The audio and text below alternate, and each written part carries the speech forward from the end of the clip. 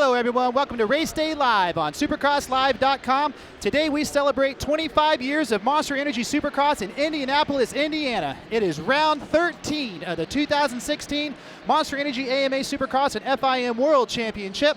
I'm your host Andy Boyer, and beside me as always is Supercross legend Jim Hollywood Holly. Can you believe it, Andy? 25 years here in Indianapolis. I remember back when we first came to the RCA Dome, and we had a good run there, but then they built this new stadium here, and it's nice, and I'm glad we're inside. We're inside of the RCA Dome also, but this is a nice venue. Yeah, Indianapolis is a fabulous city. This is a beautiful venue. It's going to be a challenging track today. We've got a lot of ruts, softer dirt. Round 13, man, 5 races to go. Ryan Dungey with a 42-point lead.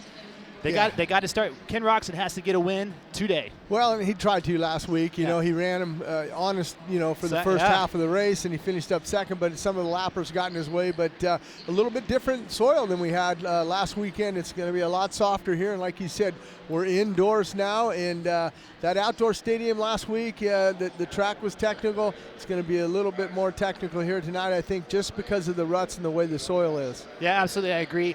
Mistakes. Everybody's going to make mistakes. It's whoever makes the fewest mistakes in the races tonight. But we still got a lot of qualifying to get through in the heat races and everything, so you got to get through safe. Some of these rhythm sections are technical, and as it chews out, you got to be careful. Well, and if you're Jeremy Martin, you got to get into the main event. Last year he didn't get into the main event. He had a horrible run back on March 19th, Detroit, a 13th for him. He's only 7 points down in that championship, but you have to make sure you get that Yamaha in the main event. And keep it on 2 wheels. And speaking of keeping it on 2 wheels, Hayden Mellross last weekend kind of set the industry.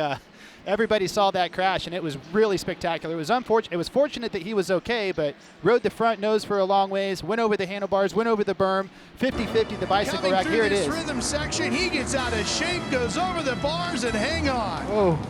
Onto the barricade. So lucky at one point that he didn't go head first into the berm, but watch how the bike just manages to do a I'm in trouble. Wheelie. But you can't grab the front brake. Nah, he's goes flying over it, but up and over the tough blocks, and watch right here onto the barricade. The good thing is he's lucky okay. to walk away from this one. Spectacular crash. Well, and, I mean, you look at that. These guys are athletes. I mean, their core is really strong. I mean, if he wasn't an athlete, he would have probably did a lot more damage than he did. And the other thing I'm thinking of is I would have been in big trouble.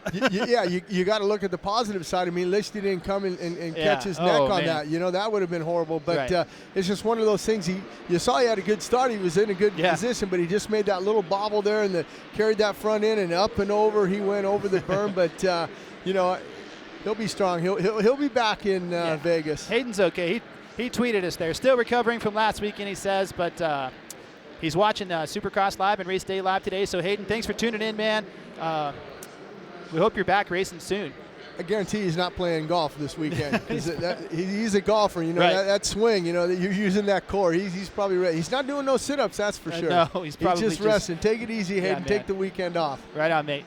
Yeah, and in the 450 class, like we said, Ryan Dungey, another picture-perfect night for him. He gets to the front, gets around Justin Bogle early, and, there's a little bit of highlights. Let's go check out the highlights for the 450 class from Santa Clara last weekend. After the Easter break, the 450 Supercross riders lined up in the gate in Levi Stadium in Santa Clara, California. Justin Braden, making his 100th career start, crashes hard in the first turn. That would allow Bogle on the Geico Honda to take the lead, but watch this. Ryan Dungey, Red Bull KTM with authority, takes the lead. Ken Roczen would go after Bogle as well. The two riders would battle, but it wouldn't be for too long before Roczen on the Suzuki would power past the Geico Honda and set sail for Dungey. But not such good news for another Suzuki rider, James Stewart, number 7 on the Yoshimura Suzuki, experiencing bike problems. He would not finish the race. 6 races have been held in California in 2016. The 2-time champion Ryan Dungey has won 5 out of the 6. A dominating performance here in the Golden State. Dungey and his mechanic Carlos would celebrate as they once again take the checkered flag here in California.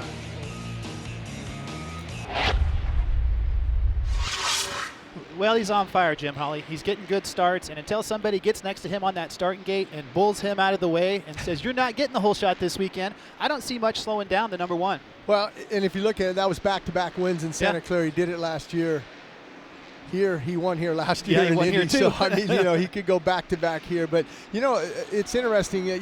I talked to James Stewart a little bit, and he was really torn about pulling that bike in because, what's happened this year, he's had to pull in from his head injury. But that bike, he had a definite problem with the thing on the response, and he pulled in, but he looks good out here in practice day. But another guy, that 19, Bogle put himself in a good position. He finished up 6th. Yeah. Not bad, but now he got a chance to run with those guys, and he's gained a little bit of confidence. Right. So look for Bogle. Bogle's been strong here in Indianapolis also, and with that confidence coming off of last weekend, he'll turn that into a good performance here tonight, I think. Right. Bogle's from Oklahoma. He knows soft soil. I think he's going to be pretty confident and comfortable on his Geico Honda.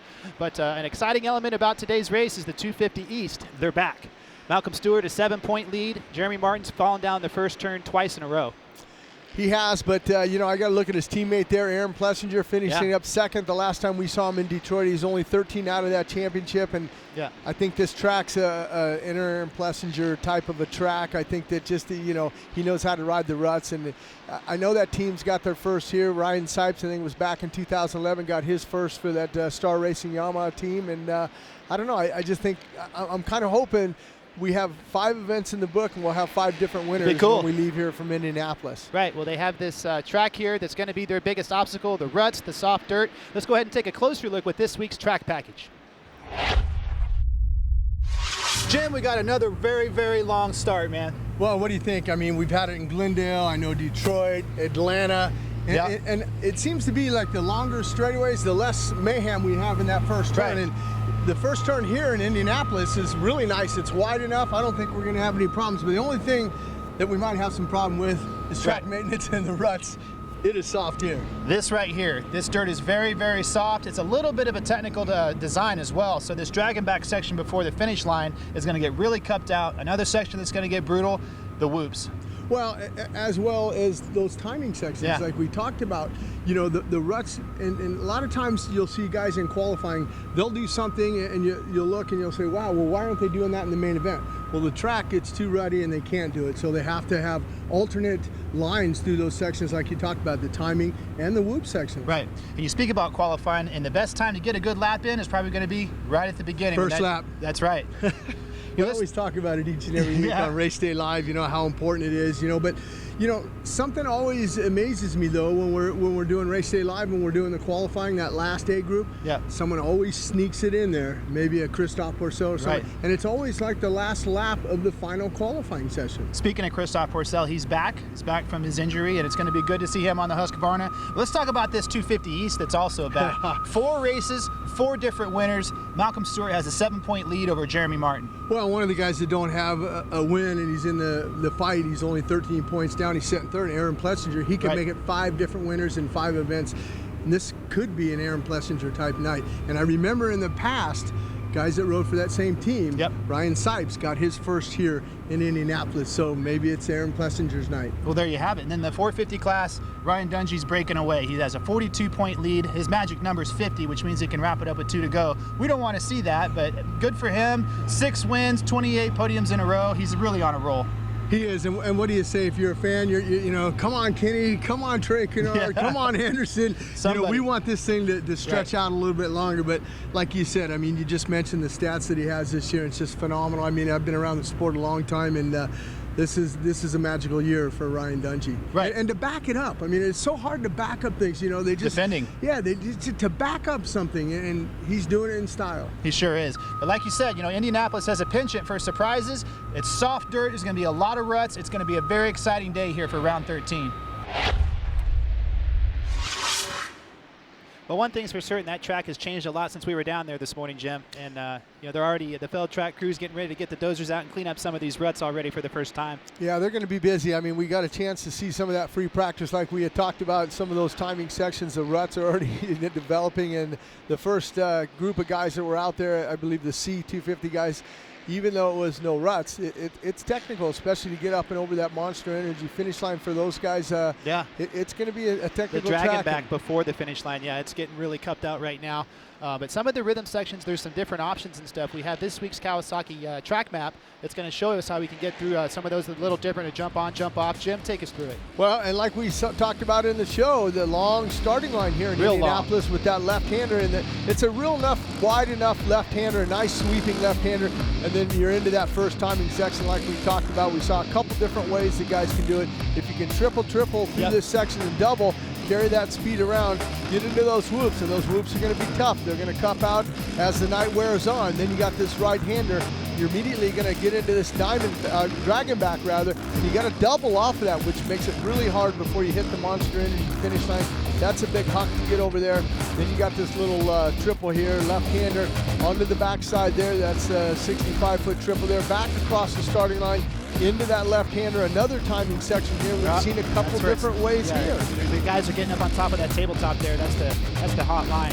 This left-hander here, an opportunity for passing before you come up and over this 65-foot triple. And then this is going to be back a right-hander back down the starting line straight away. Yeah, it's a good track. A little bit shorter, but lap times are hovering around the 50-second mark. And as this thing gets softer, the ruts get deeper, those lap times are going to increase quite a bit, I think. Yeah, the only time I'd want to ride this track is after the Feld track crew just got done grooming it and it's smooth. Right. I don't want to ride it when it's already and nasty out there, because you got to remember, a lot of guys, they get cross-rutted, the bike kicks a different way. If you're in a battle with somebody, you go up and over a trip on your bike kicks, sometimes it's had it where they hit the guy in midair, and it's an accident. It's not on purpose. It's just the way that, the ruts were developed, and one wheel was in one and the other one was on the other one, and you just jump and you jump sideways. Right, I just think it's a good element. Ruts are part of Supercross. Throughout Supercross history, there's been tracks that have deep ruts, and this is going to be one of them. And, throughout every championship, that's the reason you're the champions, because you can overcome all obstacles. Soft dirt, hard dirt, indoors, domes. Some guys I think that this is going to favor are the guys with more experience. I actually think James Stewart and Chad Reed are going to be in the podium tonight. So actually thinking about that, this is our first Rocky Mountain ATV MC Fantasy Insider. Let's do it.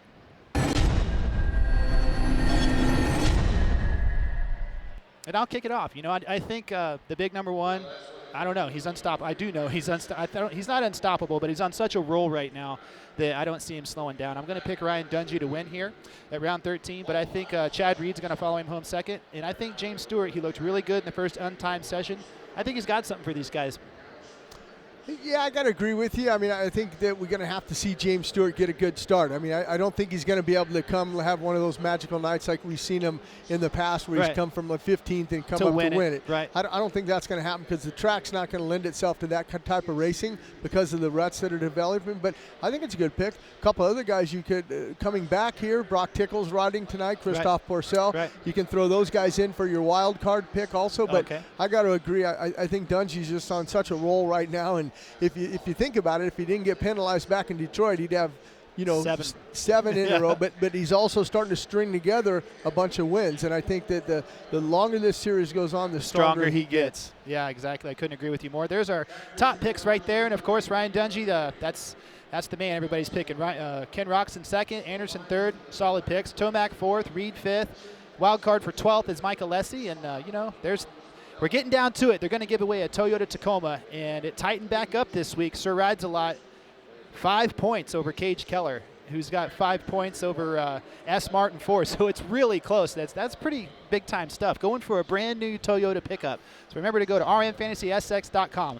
Yeah, and think about it. They only got 5 more rounds to go before this thing wraps up. That's a championship fight in itself right there for that truck.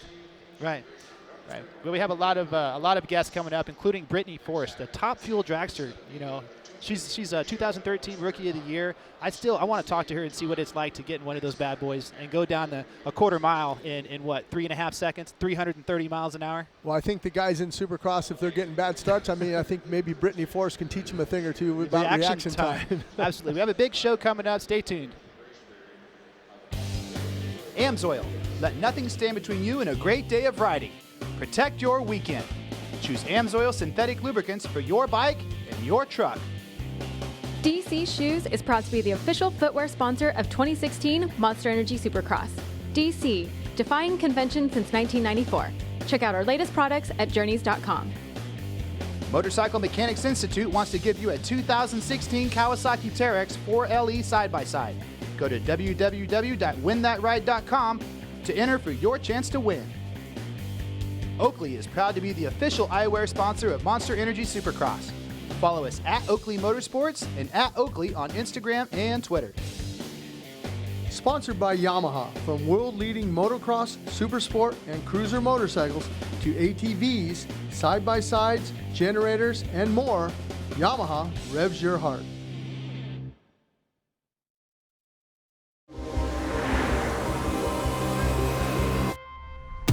There's a lot of performance hidden in these tires. These tires are insanely good. Selected as a Consumer's Digest Best Buy. If this is what experts thought about Cooper tires, imagine what you'll have to say. They're impressive on all surfaces. Put Cooper tires on your car today.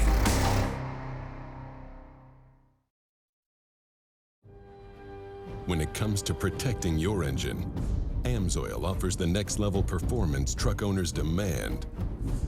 AMSOIL provides 75% more engine protection against horsepower loss and wear than required by a leading industry standard, extending the life of pistons and cams. Give the vehicle you love the above and beyond fortification it deserves. AMSOIL, devoted to protection. Motorcycle Mechanics Institute invites you to text SX to 82257. Enter for your chance to win this 2016 Kawasaki Teryx 4LE. Again, text SX to 82257 for your chance to win this 2016 Kawasaki Teryx 4LE.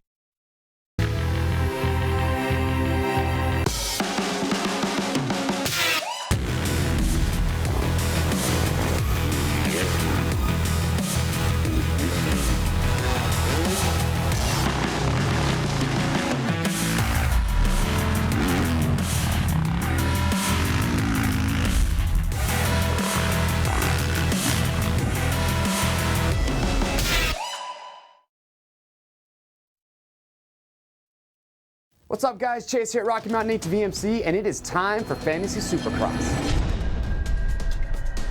If you played Fantasy Supercross last year, the gameplay for this year is going to feel very similar. However, we have made some big changes to scoring that we think you guys are going to love. For 2016, we'll be giving away over $100,000 in prizes. Our grand prize will be the all-new 2016 Toyota Tacoma. We also have a brand new Race Prep KX450F and a KX250F for our first and second place winners. We have got a ton of other prizes that we're going to be giving away as well. We've also got weekly prizes for our top 10 winners, so if you get a late start to the season, it's not a big deal. You will still have plenty of chances to win. To start playing, simply go to www.rmfantasysx.com and create an account. RM Fantasy SX is fun, it is easy to play, and it makes Monster Energy Supercross even more exciting, so make sure you sign up and start today.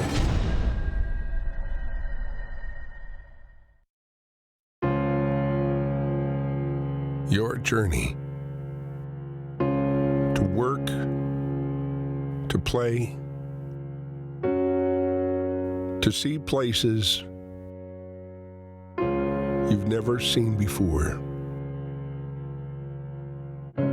It's not where you're riding, it's who you're riding with.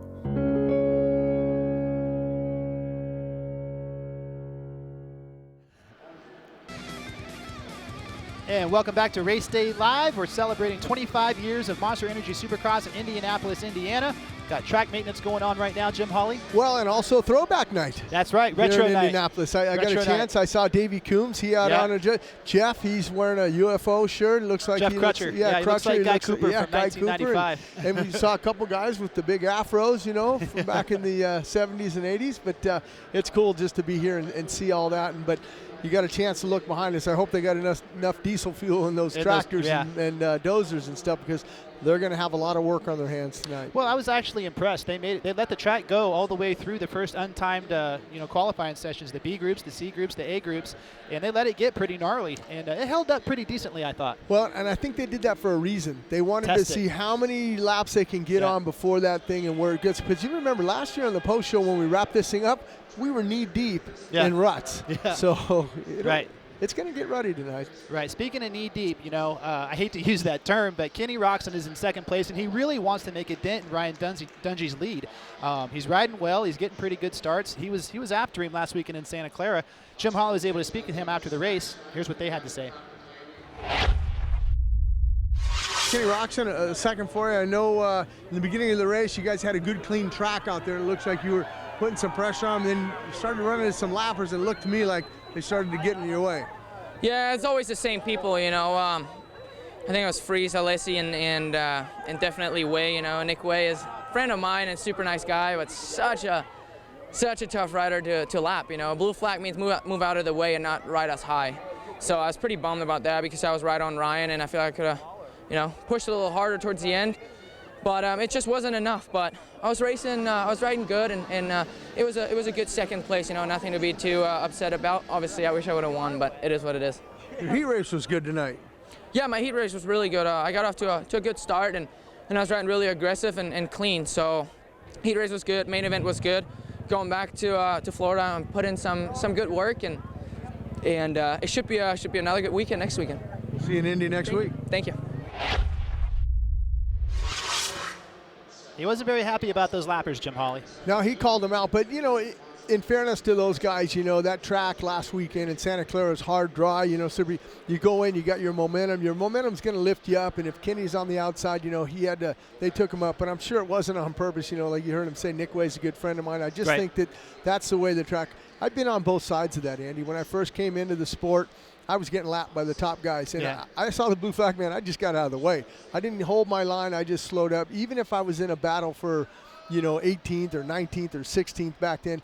And then on the other side of it, I've been leading one and passing guys, and they've knocked me down. Right. So, I mean, I understand both sides of it. It's just unfortunate. But I can guarantee you one thing tonight. We're going to have a lot of blue flags here. There's going to be a lot of lappers going on. The guy that gets out front and gets a good start is going to come around and come through the pack. And it could be a guy like Jason Anderson that's right on the back of Ryan Dungey. Jason Anderson with 2 wins on the season. What do you think about the Lobos' chances coming into tonight? No, I think it's good. Anytime, he's sitting third in the championship. He's won 2 events. You look at Kenny Roczen, he's won 3. Dungey's won 6. And Eli Tomac, he's the other guy that's got the win. Those are the only guys that are winning. Those are 4 guys that have won. Right. I'd like to see a new guy, a Trey Canard, a James Stewart. I'd like to see some other guys get in there and get wins.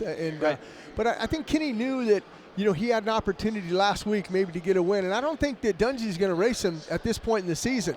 Right. If those Kenny lappers win, he's going to lift up and let Kenny go, and then he'll follow Kenny and try to make Kenny make a mistake or whatever, and if he can get by him. But and another guy that we're talking about that I think should already have a win under his belt, Marvin Muskin. But he's injured. He's got a wrist injury, and I don't know how strong he's going to be here in Indianapolis. I know that he won here last year, so there could be a possibility, maybe something, but I just think with all the ruts and everything and your wrist, it's going to be pretty hard for Marvin. This would have been a good track for him, too. He's very meticulous with his line choice, very technical rider. I think he would have been in the podium and possibly his first win of the season, but sad to see him get out with an injury, but sounds like it's okay. He's just going to take a couple days off and let that thing heal up, and he'll be back. Yeah, and I think anybody, like you mentioned, Anderson, Jason Anderson, if anybody can win one here and take one away from Dungey, he's done it twice. He knows how to do it. This could be a good track, but he's going to have a good start. Yeah, Anderson, he did really well last week, and he got third in the point standings. You talked to him after the main event. Let's check out that conversation. Well, Jason Anderson, a third for the night. Not bad. It's not what you wanted, but at least you got $1,500 from Supercross Live for that whole shot. What happened? Because after that, Brayton got India. Yeah, I came into the first corner, and I kind of got spooked on the inside by Ryan, and then came in hot to the outside, and it was Brayton right there. So we both made contact, and just kind of bummer that he fell down, but it's chaos in those first corners. How'd you like the track then? It looked like it held up. I mean, I was a little bit worried it might have been dried out, but it looked like you had good traction out there in the main. Yeah, track was amazing. For for the most part, it stayed together, and it was obviously slick. The track, the dirt here is West Coast dirt, and it was slick. So we made the best, and I feel like towards the end of the night, the track got progressively better through the rest of the day, and which usually doesn't happen with this dry dirt that we got here on the West Coast, but it worked out. Let me ask you this, before the Monster Energy finish line, they put that little hump in there. A lot of guys kind of wheeling over it, some guys scrubbing over it. Did you like that? Yeah, it's better to wheelie over it, and but there's a few laps there where you come out of the corner and you can't really get the traction to pick the front wheel up. But yeah, I think that was pretty cool for the most part. We've had a couple races with little like humps before rhythm sections and stuff like that, but that before the finish, it was kind of cool. It's kind of cool to like manual that thing and hit the finish line. Seemed like the faces of the triple were really steep tonight. They'd send you up there high. Yeah, for sure. In practice they were rutted, so you couldn't really scrub. So in practice everyone was going to the moon, just launching them. But it was a pretty steep triples, but it was cool to get up there in the air and just kind of float up there. It's cool. I like Anderson. He's a cool cat, man. Always delivers on the interviews. Lots of personality. And yeah, and he's one of the guys that, sometimes, it's no secret when we do the track walk interviews, the podium, of course, they're there and they'll give us. But sometimes, the riders, hey, can I get you after or whatever? I really want to walk the track. But Anderson, you ask him, he's always readily available for an interview. Well, there they go. There's 250C on-track action. Everybody's been waiting for it. There you go. In perfect track conditions right now. The ruts are fixed. This is time to go out and put in a fast lap and try to get into the fast 40. Yeah, what do we always say? You better send it now. That's right. It's going to get good rutted. as it's going to get. And I figured they'd already start jumping through the whoops as well. Yeah, well, this is that dragon back that we talked about. You see some of the ruts are still there. You got to go over here, and if you can jump that double.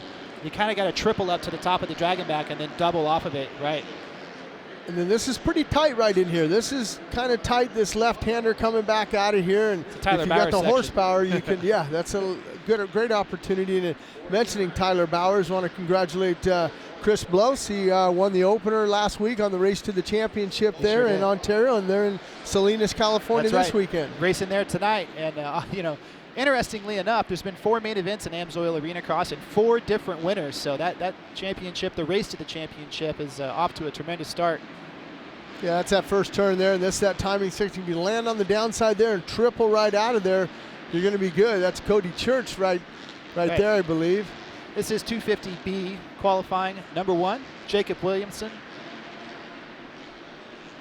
There you are on our screen, 373. That Dragonback's going to be trouble all day long. It's very technical. And I don't think they fixed it, Jim. It looks like they just kind of left it the way it was, which that's why these guys are the best in the world, man. Yeah, Williamson looks strong here. Oh, hang on.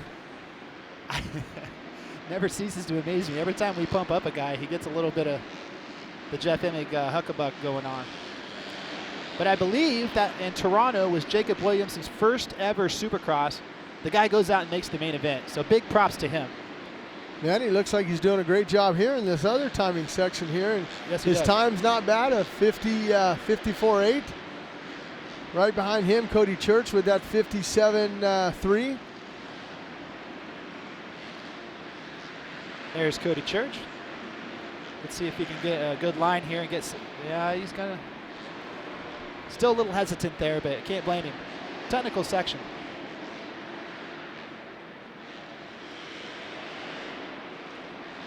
How does your conditioning come into play, Jim, with the ruts and the softer dirt?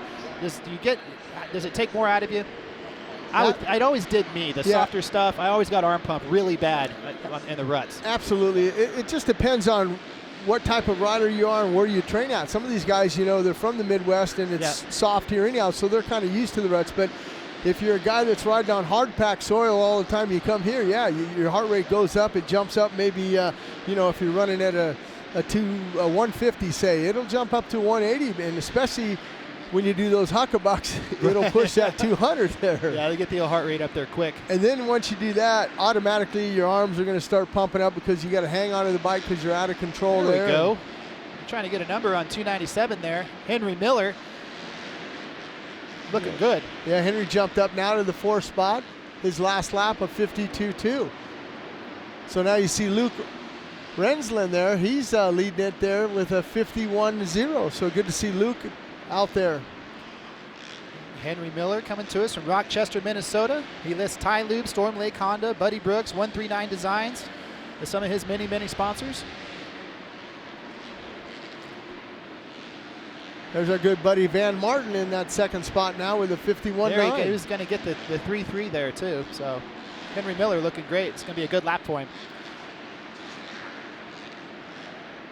He got the Dragon back the last lap. Let's see if he can back it up. Sets it up.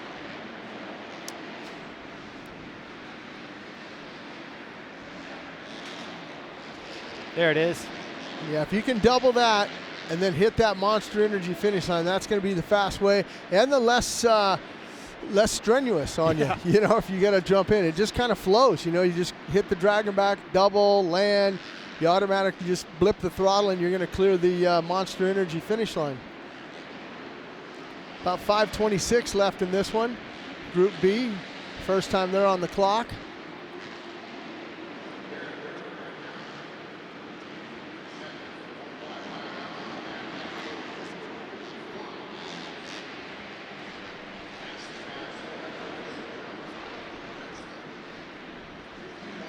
Luke Rensland at the top with 5 minutes to go. He's got a 51 flat, followed by Van Martin, Darren Durham, Joshua Cartwright, Jacob Williamson rounding out the top 5. Yeah, it's good to see Darren Durham back. You know, he had that little injury, you know, early part of the season, but good to see the Double D back in action, sitting third right now. Yeah, him and his partner, Tyler Bierman. There's Luke right there, 46. Retro graphics on his Yamaha. I think Christina Denny probably said, we're going to run the yellow here for Retro Night. Luke's looking good on his Cycle Trader Rock River Yamaha there. Oh. All right, my man Henry Miller. Oh, that's Henry? He's down. Well, you see what happened is those ruts, you see. He probably tried landing on the backside. I think he tried to triple up on top of that tabletop and stuck a little bit. Yeah. There's cross-ruddered. Durham jumps up to second now after that lap. He's going to come in and talk to his mechanic. I think in that left-hander there are going to be some fork guards at the end of the day, end of the night. Well, I think another section for a great passing opportunity is when you make that right-hander before you come back onto the starting line straightaway there. After the triple. Yeah, if you can get underneath someone there and if you're smart and you see the guy out of the corner of your eye coming up underneath you, shut off and square back underneath him and then drag race down into that first turn. Right, just right like that. If 547 would have been on the gas there. We got some braking bumps going on. I haven't seen braking bumps for too long. That's, who's that, 351 there, looks like? I believe so. That is 351. Eric Grondel. Doubling his way through the whoops. And let's see how Eric attempts to drag him back. Triples, nice. Doubles. Yep. Yeah, perfect. That's how you do it. Technical right through there. A lot can go wrong.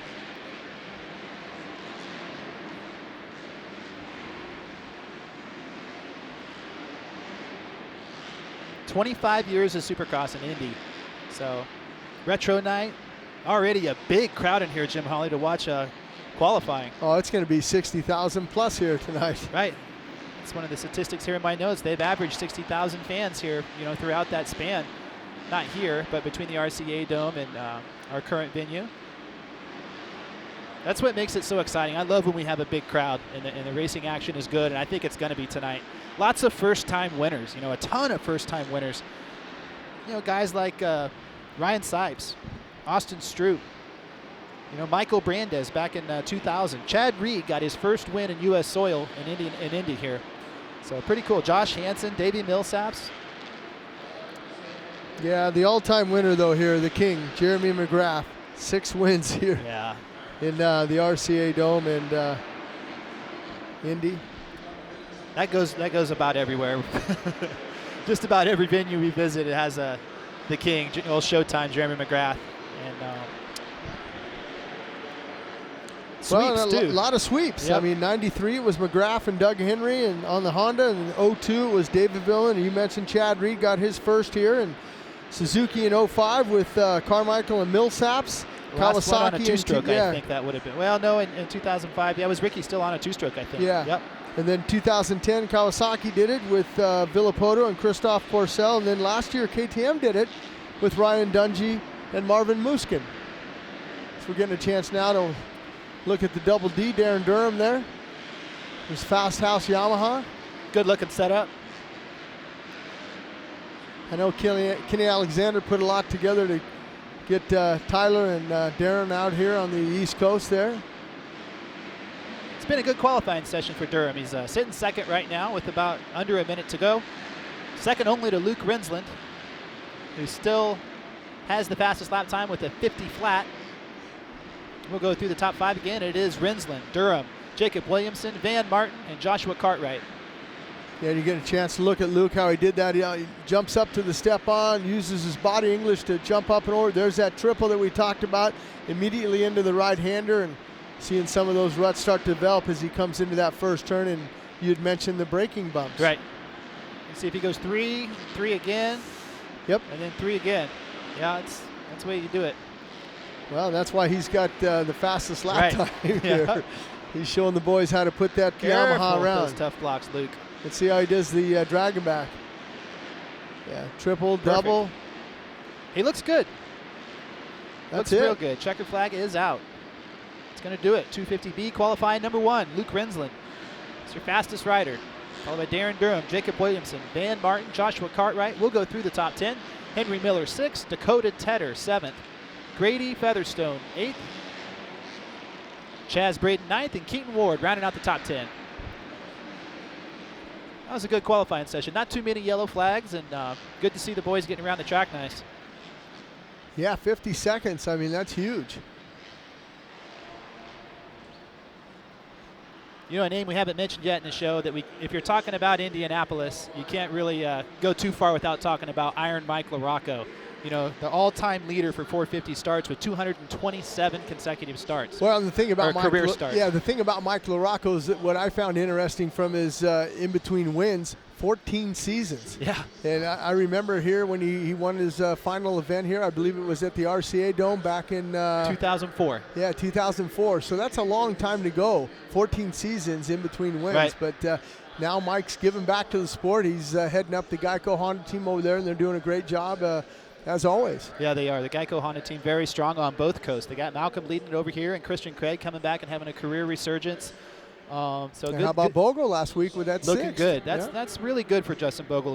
That's not really an understatement there. He's getting good starts too. So I think he's got an opportunity to really back that up and maybe get into the top 5. Well, and he didn't throw it away like he did in Toronto. Yeah. He had a great start in Toronto and threw it away. Crashed spectacularly. Yeah. And there we go. MX versus ATV Supercross Encore starting line. Looks like the C boys. Right. This is looks like the C guys coming up here. Yeah, they're getting ready to getting the whole shot devices engaged, and they're going to get a chance to go out there. Now, you got to remember that we saw the B, and now we're seeing the C. Right. The next qualifying, they'll flip them around, so we'll see the C, then we'll see the B. But it's just good to see that we have A, B, and C now. Right. You know, in the past we've only had A and B, and it's the Midwest here. They have a lot of riders, and it's good. And these guys are off, and let's see what they can lay down. You got to remember, you got Levi Kilberger. Good to see him back here. Haven't seen him in a while. Right. Drake Sizemore, Lane Staley, Michael Sims. Some of the racers we'll be seeing out here in their Trevor Ezel first qualifying attempt. See if they can get down into the 50s like Luke can. I'm saying maybe the fastest here might be in the high 51, low 52s. I'm thinking that's what these guys are going to be able to go out. But you got to remember that these guys got a chance to watch these guys, so they know, hey, I just saw my competitor. He went triple through that timing section, so I should be able to do it. I don't know, man. I'll do it after you do it. How about that? Okay. I think I'll be safe in that regard. Well, wait, you're younger than me, so you do it first. And folks, remember, Sunday, April 24th at 3:30 p.m. Eastern Time on Fox Sports 1, Monster Energy Supercross Chasing the Dream Episode 3. And I've been hearing some very, very good things about this episode coming up. It's going to be loaded with behind-the-scenes stuff and special footage, special features. It's looking at the best Supercross racers in the world in a way that's never been done before. And if you saw the first 2 episodes, you know, I was very impressed. I'm the biggest fan there is, and I love watching them. I watch them over and over and over. And with Doug Cabrera and Luke Parmenter, you know, the effort that they're putting into that and the results that they're getting, you know, when I see those guys, they're just so stoked about the footage they've captured this season. So don't forget, Sunday, April 24th, 3:30 p.m. Eastern Time on Fox Sports 1, Monster Energy Supercross Chasing the Dream Episode 3. Yeah, see, we got a 53-2 from Mr. Sizemore there. Not sure who this is. I was going to say, for the sake of arguing with you, that 52 is a little adventurous. The 53-2 is what they're running there, and he's hung 2 seconds on the guy in second. You still think they'll knock it down to a 52? Yeah, maybe. I'm gonna see where a couple of the other guys. This is, you know, they still got 7:30 left in this. I think they'll go, but it's not going to happen when you see yellow flags flying. One of the riders down before the Monster Energy finish line there. Wasn't sure who that was. Was that? Dragon back bit him there. Well, here we're getting a replay of it. Let's see what happened. He just looped out. Too much. You see him try to. He's all right. He's a tough kid. See him try to tap that rear brake to get that front end down. It wasn't coming. It wasn't coming. I think we got an ankle there. 142. Is that Josh Bartosz? Bartosz there. Hopefully he'll be all right. Asterix Mobile Medical people looking at him. Ooh, buddy. Oh. Hang on. Well, that came up just a little bit short. Just the helmet, the goggles there, but 236, he's still going there. That's sitting fourth in the points with a 58.6. That's right. Mike. Bottleson, yeah. Looking good. There's Levi Kilberger there, 118. Look at him. He's got some experience going through the whoops. There we go. Nice over the dragon back. Oh, this is a good lap for Levi. Let's see if he jumps up. That's what I wanted to see. See, there we go. Levi up to the top, 52.7. See, I knew there was a guy in there. I knew Levi was capable of getting it in there, and I just didn't see him down there. And that was that hot lap that we saw him. You see how he wheel tapped through the whoops and stuff? He looked good. And once again, Jim Holly is correct. Yeah, I should know better by now than to argue with you. Well, I just know Levi. A little short there, Levi. But I just know Levi, you see his body positioning where his leg at, he's attacking right now, and he's on another heater, but unfortunately he came up a little short. I think he's going to wave this one off now. It's a smart thing to do if you're in this practice. Hey, I got a little loose. I made a couple big bobbles. I better stop, gather myself up, gather my thoughts, and then make another run after it. You still got plenty of time to go, 5:30 left in the session. So, you know, with that being said, you look at the board there, and he's got double the opportunity to get back up there and put in another lap. Yeah, 5 more minutes too. As the fans continue to pour in here. Some good-looking fans today, Jim Holly. Yeah, a couple riders going down. That's the only thing that hurts you is the yellow flags. And as a rider, you're out there and you're focused. You got to lap, and then you see a yellow flag. You go, man, I got to back it down now. Got to throw away the lap. Exactly.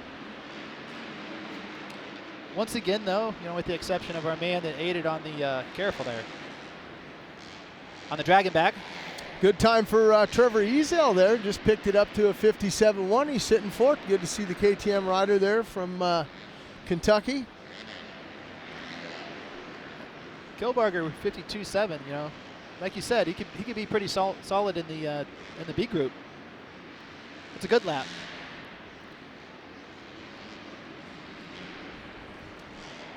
The ruts, you can just see the ruts starting to get deeper and deeper and deeper.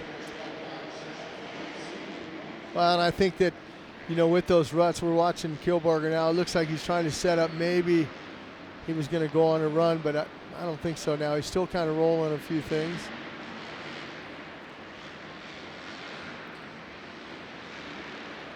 A triple's big out of the corner on a 250F. You've got to commit to that thing. Get around the corner good. And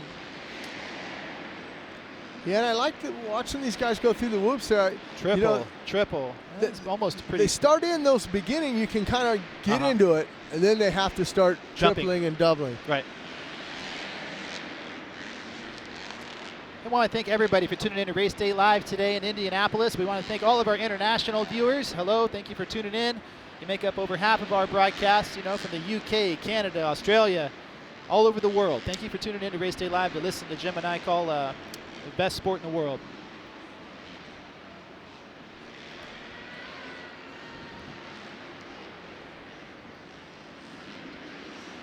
Little over 3 minutes to go. It's still Kilbarger, followed by Drake Sizemore.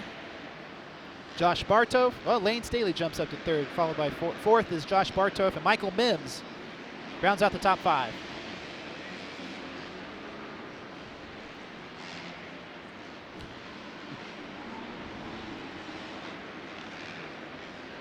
Mr. Sizemore there. Let's see. See now he rolled that section.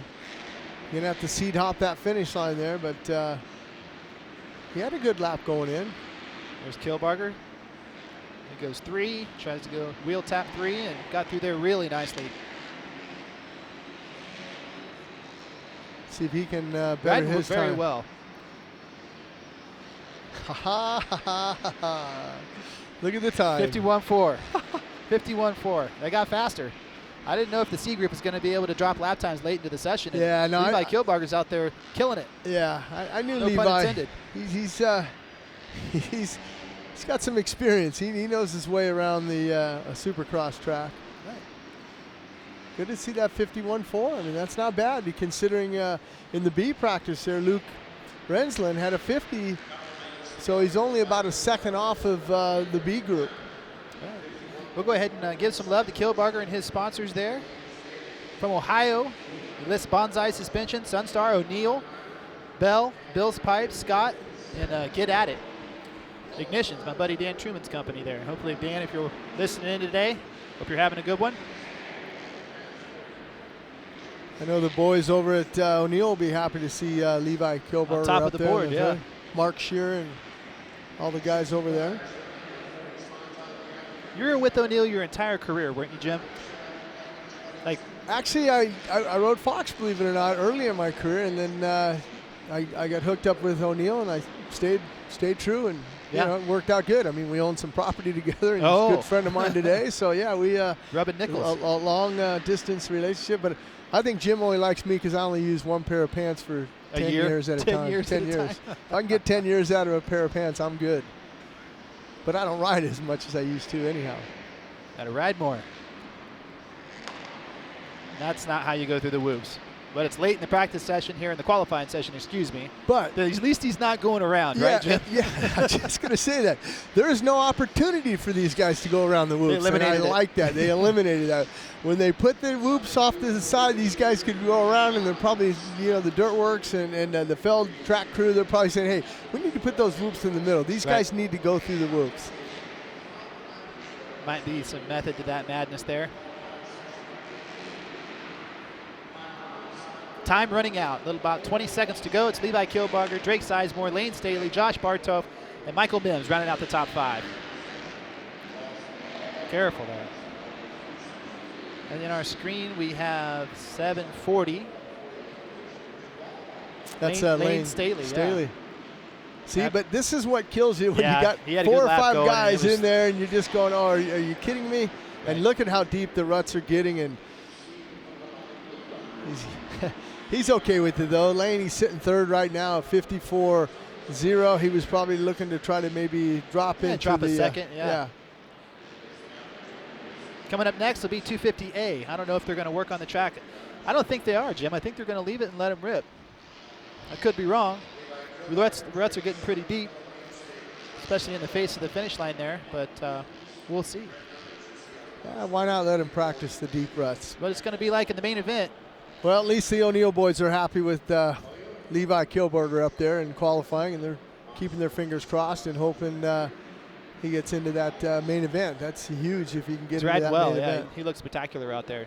Very confident, smooth, consistent. put in a bunch of consecutive laps, so good for him. Checker flags out. That's it for 250C qualifying number 1. There's the timing and scoring through the top 18 riders. Trying to get into the Fast 40, Jim. Make it to the night show and race in front of this huge crowd we're going to have here in Indy. Should be, 50, 60,000 people here, and it's going to get loud tonight. I got a good feeling for it. And you got to remember that in years past when we've been here and we've had great races, you know, the crowd, the riders can hear it, and they get just as jazzed. Yeah, it'll be interesting to see. I mean, it'll be as loud as when the Colts are playing here. Right, right. Now, if you're noticing, we're a little blue today. Yeah, that's this magnificent set that we have on Race Day Live is right underneath the horseshoe when you come into the venue, and so it's a little blue, but see, I look like Smurf, or I'm auditioning for the Blue Man Group. We need our drums, right? Yeah. Well, we want to thank everybody for tuning in, and as the 250A group is getting ready to blast off, the MX versus ATV Supercross Encore starting gate. First time out in the untimed session, it was Malcolm Stewart. He was the fastest, followed by Tyler Bowers, Martin Davalos, Jeremy Martin, Aaron Plessinger, and Gannon Audette on his new Monster Energy Pro Circuit Kawasaki was 6th fastest, so pretty impressive there. Good for Gannon. Yeah, it was nice. I got a chance to do a little piece with him on the track, and he's excited to be there. And did you make him nervous? A little bit. If he can hole shot tonight, he's got $1,800 on the line, $1,000 from supercrosslive.com, and then Alex is going to kick in some. I'm going to kick in. A couple other guys that were on Alex's, Legends and Heroes helping him set up. They kicked in some money, so we'll see what happens. Qualifying session number 1 for the A group. These guys have put on a good show so far in 2016. 4 races, 4 different winners. We've seen some come from behind rides like Jeremy Martin going down in the first turn, and I believe that was Toronto, and coming back up to the podium. Well, you look back at Toronto, Malcolm Stewart also. 2 pit stops. Yeah, it came up and he finished up, I believe, 5th or 6th. I can't remember. 6th, yeah, right. Just off of the podium, but a great ride for him. And this guy here, Shane McElrath, number 30, had a podium last time we saw him in Detroit back in March 19th. And he had a pit stop in Toronto also, flat tire. He had to come in. He was running up in the top 3. But, he was. We'll see a lot more of these guys going 3-3-3 through here. Technical. Yeah, watch Shane hit the whoops here, and he's kind of just putzing through him a little bit. He'll pick it up faster. Unfortunately, his teammate, Mr. Hill, not here. Not here. Very unfortunate. Yeah. I thought it was going to possibly be a championship year for Hill. He got his win. Things were looking good. He was riding well, and hit his head. And but very smart. If you're not healthy enough to race, don't race. Don't make it worse. He'll be back. Hopefully, he'll be back for that East-West shootout in Las Vegas. And let me tell you what, between the West Coast, the East Coast, there's going to be a top 20 there that is nasty. And there's going to be some names that don't make that main event that's going to be very surprising. Well, and the other thing, too, is it counts for the championship. Right. It's not over until we're done with Vegas. There's Dakota Alex there, 64. See how he navigates through the whoops. He's up on top of him. Then he starts jumping, triple out. You'll see these guys searching for the deepest rut to go in, and unfortunately, all the faces of the jumps have ruts. So, as the race, the qualifying wears on, or the heat race, or the main event, you'll see the faces will be great, but they'll go right in the middle, then they'll start going to the left, and they'll come back over to the right. Right. Well, now it's not so bad in the middle, because exactly, the lesser of 10 evils. And Plessinger there on the retro setup, bike. Good. Yeah, the gear. Look at the numbers are even retro. Jim, you've kind of coined him as maybe your pick for tonight, and it's a good call with his woods riding background. This guy knows how to ride in the sun. Might be the man, number 23 there, Aaron Plessinger, as he bails out on his lap. Kind of reminds me of Marty Moats, number 23, when he won Carlsbad, that same design number. In the early going, Malcolm Stewart jumps right to the top with a 48.2, followed by Tyler Bowers, Jeremy Martin, Aaron Plessinger, and Dakota Alex rounding out the top 5. That's going to jump around quite a bit.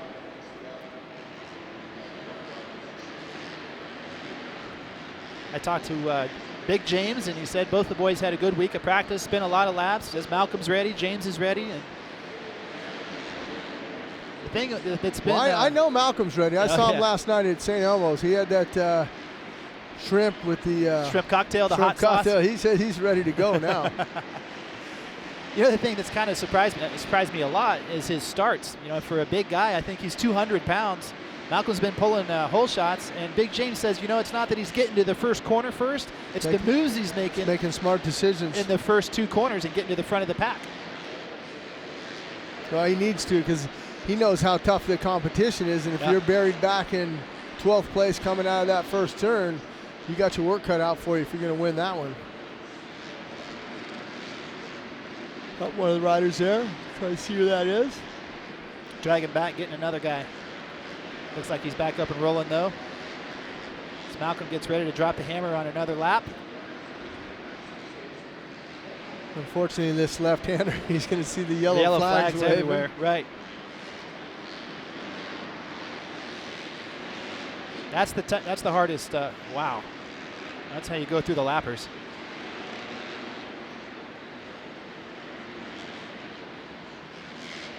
Yeah, it looks like he's just kind of setting himself up, just kind of feeling his way around. And ripped off a tear off there, just kind of adjusted the clutch a little bit there. And wearing that red plate, I believe first time in Malcolm Stewart's career.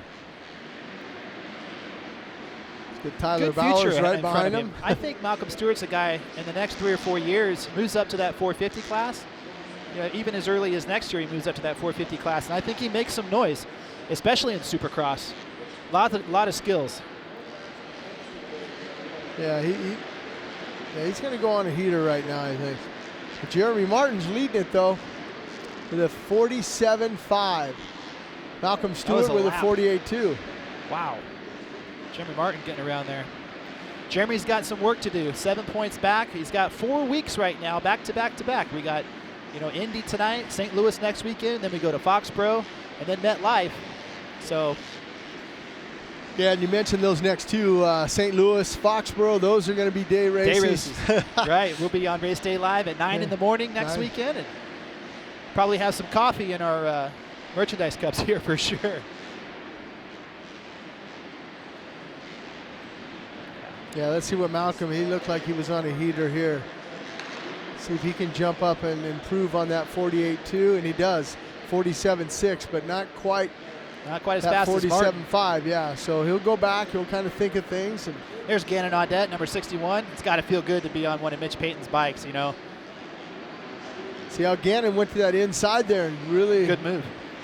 Not as many ruts there, and triples into that corner. Let's see how Gannon attacks the whoops right here. And he said the biggest thing is Bowers in there talking to the mechanic there. And there's Jeremy Martin with that number 6. Retro gear, retro bike with the Yamaha. Yellow. Black and yellow, man. That should be a trivia question for Ask RDL. No. When is the last time Yamaha manufactured a yellow motorcycle? Manufactured one.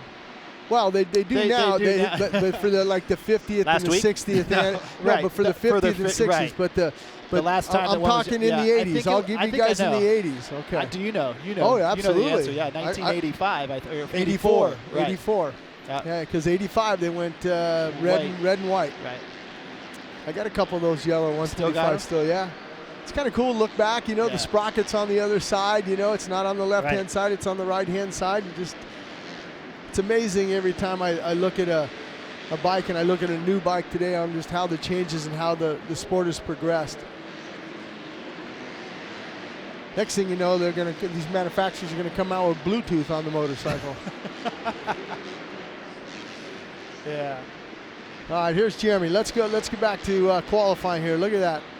Up and over. Let's see if he can better his time. It's a good lap. Yeah, last lap was 5. Lap was a minute, right? Yeah, but so he did. Malcolm quadding out of the whoops. Let's see what this does.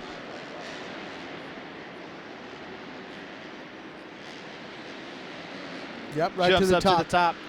46.9. Yeah, but look who's right there at 47.6 also. Aaron Plessinger. Martin Davalos hits that 48. So the top 3 guys in the championship fight, all in the 47s, except for Malcolm Stewart He's got that 46.9. RJ Hampshire in the sixth position. Oh, there's Alexander Fry off the track. He's been having some pretty good rides. Yes, he has. Just outside the podium. Yes, he has.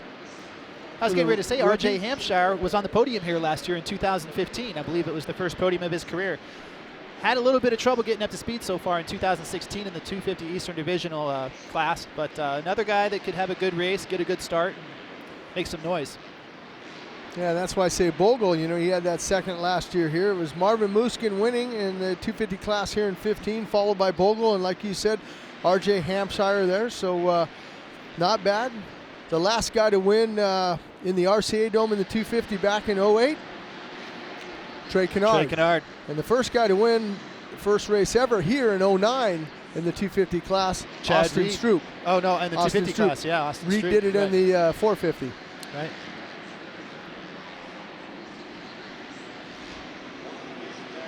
Time running out, a little under 30 seconds. Malcolm Stewart is the heat, followed by Jeremy Martin, Aaron Plessinger, Martin DeBalos, Tyler Bowers going through the top 10. RJ Hampshire 6th, Shane McElrath 7th, Dakota Alex 8th, Gannon Audet 9th, Alexander Fry rounding out the top 10. That was Anthony Rodriguez on his Kawasaki there, being framed just a while ago. You see time running out, 3, 2, 1. And here comes the checkered flag.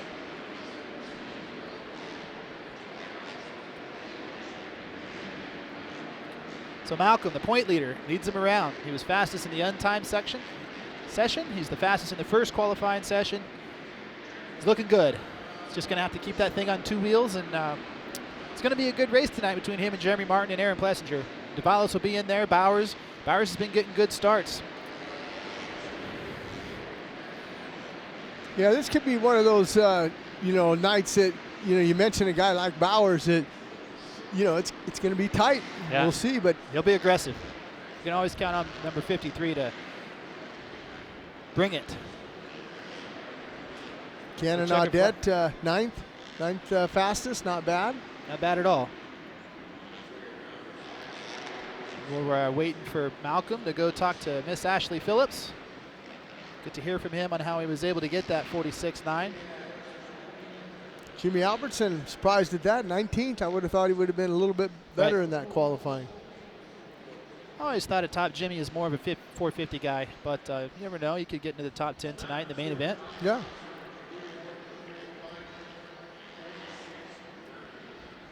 There's still some of these guys have to go outside the pit.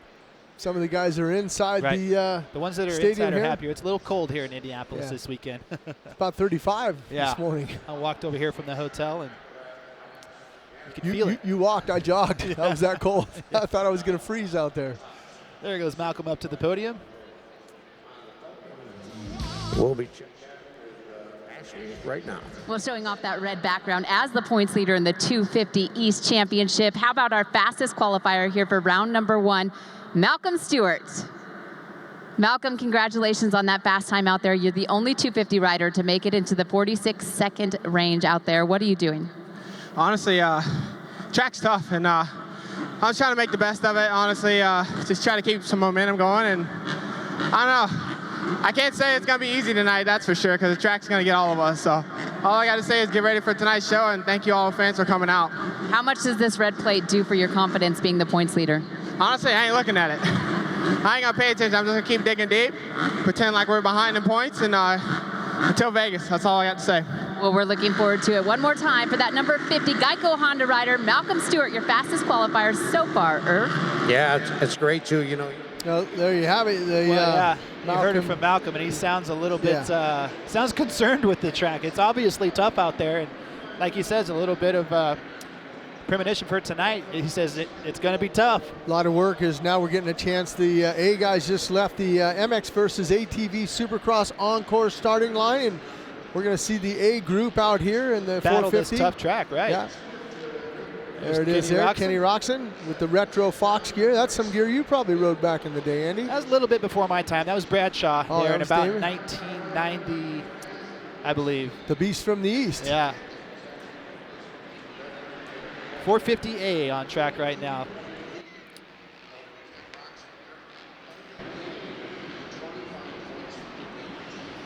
I don't know if you're playing the RM fantasy pick. I don't know. How do you leave this guy off from not winning? I mean, Right. he's been so close, you know, and hungry. He's got 3 wins on the season. I think maybe Kenny Roczen could be a night for him. He's a guy like Dungey that rides well in all conditions too. Ruts, hard pack, indoors, domes. One of the best all-around riders in the world. World champion at a young age. Just amazes me the strength that these guys have in their upper body, their shoulders, because you take that Diamondback or Dragonback Right. rather, and you come up to it and they just stab the throttle On and the those thing 450s. leaps out, and you know, I'm just thinking, man. Yeah, see, he's searching way to the left-hand side on that triple there as he makes that right-hander back onto the starting line there, and there's the man who's got 6 wins on the season there. Ryan Dungey. See how they're way to the left, and then he's going to jump across and carry that momentum around and follow it into the whoops. There you get a chance to see Kristoff Porcel as Dungey went around him. Made quick work of those whoops right there. There's a dragon back there. And yeah, Dungey's just so smooth when he does stuff, Right. you know. You know, you talk about strength, and when you have skills and finesse and you ride fluid like number 1 does, you don't need that strength. You're just dancing with the bike, and it's pretty cool to see. Yellow flag there. He's going to have Yeah. to slow it down. Let's see when he passes what rider, if we can see who's down. And, Roczen in the mechanics area there with Oscar Vinneman. Tomac comes into the mechanics area. That's not a good sign the first lap of practice when Didn't you're like coming it. in, making some changes. Yeah, They might have tighten the shock up or do Yeah. something different, but he didn't like it in the first lap. Didn't look too bad either. I thought he was getting around the track quite well. Well, he did a 47 right 3 for him for Kenny Roczen. He thinks he can get it better. And I'm sure he can. Let's watch Dungey and see where he comes in. He's got a 47.4. Let's see if this is a fast lap for him. But kind of had to navigate the crash over there, I think, on that lap. yeah, 53.6 for that last lap for Ryan Dungey. But look at the ruts. Yeah, Oh. we're gonna Ryan say that a Dungey's lot going to today. come into the mechanics area. Yeah. Talk to Carlos Rivera, the MMA grad. Weston Pike on his retro JGR Auto Trader. That's a guy that needs a podium. He does. He, Yeah. I look back, Santa Clara last year, he had a podium there, but just seems like just struggling ever so slightly, you know. Weston hasn't got a good start all season long, and right, he had some injuries. It's tough to practice when you're injured, but as of late, he's been riding pretty well, jumping into the top 10. Chance to look at Justin Brayton right there.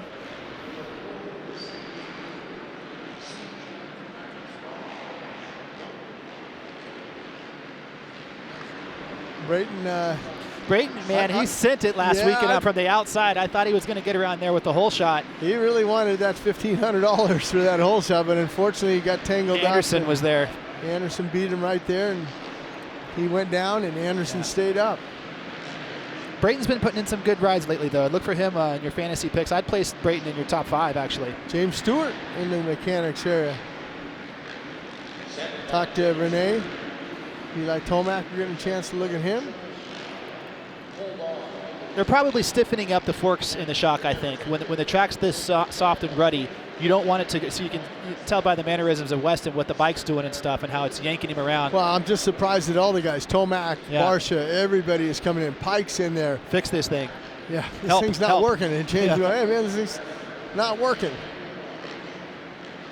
Yeah, everyone dropping down, adjusting clickers. There's Broc Tickle. Welcome back, Broc Tickle, number 20. In the factory RCH, Jimmy John Suzuki. And you know what we need is Myra down there, you know, and she could tell us what's going on. We know Myra's watching the show right now, and she'll be joining us in a couple weeks in MetLife. So hello, Myra. Thank you for tuning in. We miss you. It's going to be good to have you back. Roczen's back out there. Ryan Dungey's at the top, 46.9. Little under 5 minutes to go. Dungey, Tomac, Anderson, Roczen, and Stewart rounding out the top 5. I think Kenny's going to have something for him, though. He's going to get sorted out here, made a couple of adjustments. Let's see if he keep the camera on here for a couple corners. And a little bit of a bobble right there, but he saved it.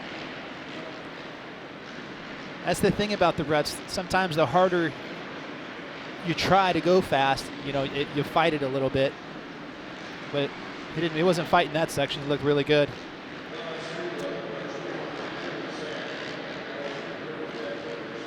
Squares the corner off. Once again, he'll try to go 3-3-3 through this section. Navigates there really well. 340. Oh, hang on, Dungey.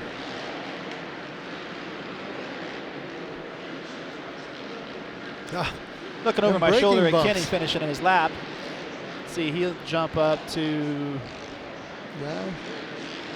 Still fourth. Yep, fourth place.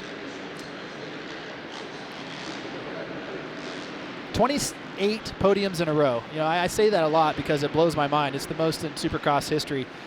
Not showing any signs of, you know, slowing not getting down? to 30 or 30. Yeah, I mean, he's not showing any signs of anything but beating these guys every weekend. Confident, aggressive, you know. Look at his lap time now. You talk about the new Ryan Dungey and the old Ryan Dungey. You see what he did to Justin Bogle in the second corner of last weekend's main event. He stuffed it in there, gave him a shoulder, and got into the front. That had to be the only pass he made for the rest of the main event. Set sail and put it in 20 laps. Well, and he knew he had to get by Bogle real quick because he had Kenny Roczen right behind him. And Kenny, hang on to it. That's a mistake that we never see Ryan Dungey make. Came up a little short. Track's tough out there. These guys are struggling. These are the best in the world. And like Malcolm said on the podium, Malcolm seemed a little befuddled when Miss Ashley Phillips said, "How is it?" He was like, "Well, I don't know. It's tough." Yeah. Well, you saw when he came off, he sweating a lot, breathing hard. you know, breathing hard. They're working out there tonight, that's for sure. Jason Anderson now, we get a chance to look at him on his factory Husqvarna.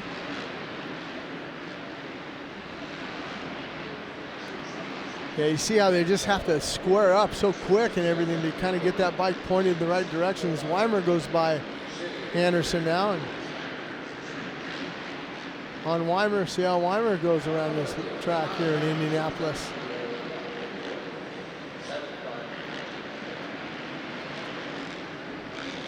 Time running out. A little under 2 minutes to go. Ryan Dungey, Tomac, Anderson, Roczen, Porcel. Crafty Frenchman putting it in the top 5, coming off of injury. We talked to him on track walk. How did he sound, Jim? Pretty confident? Yeah, he's good. I mean, he's happy to be back racing and riding and stuff. And like you said, his times are good. He's, you know, 5th fastest right now with a 47.5. And he's won here a couple times back in his 250 days. So if you look at that and you say Kristoff Porcel, you know, he's, you know, got some experience here. And right now it's showing. You look at Kristoff Porcel.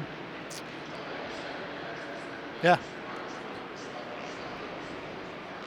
2010 won here. Him and Villapoto.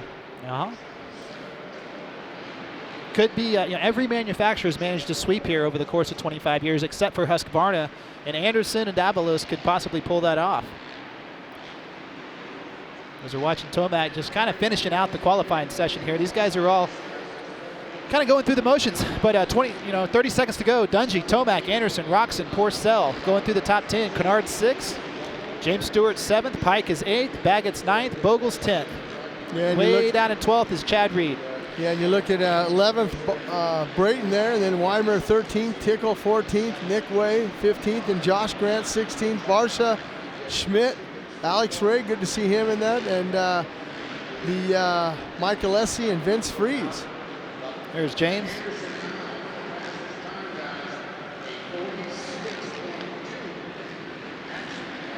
There's a little bit of a different approach going through the dragon back there. Oh, case in the finish line. Checker flag is out. That's going to do it. Look who's at top. Jason Anderson, the Lobo, and that Husqvarna. Like I just said, you know, it wouldn't be too far out of the norm for Anderson to win this thing and Martin Dabalos to back him up, his teammate, with a sweep. Track looked tough out there, Jim Holly. Arguably, not very much of an argument. I think that's the toughest track that these racers have faced all season long. Well, and Anderson's a half a second faster than Dungey right there. So it's going to be good. Good race tonight. Only 2 riders in the 46s. 47. Minutes 47s from 3rd all the way down to 8th.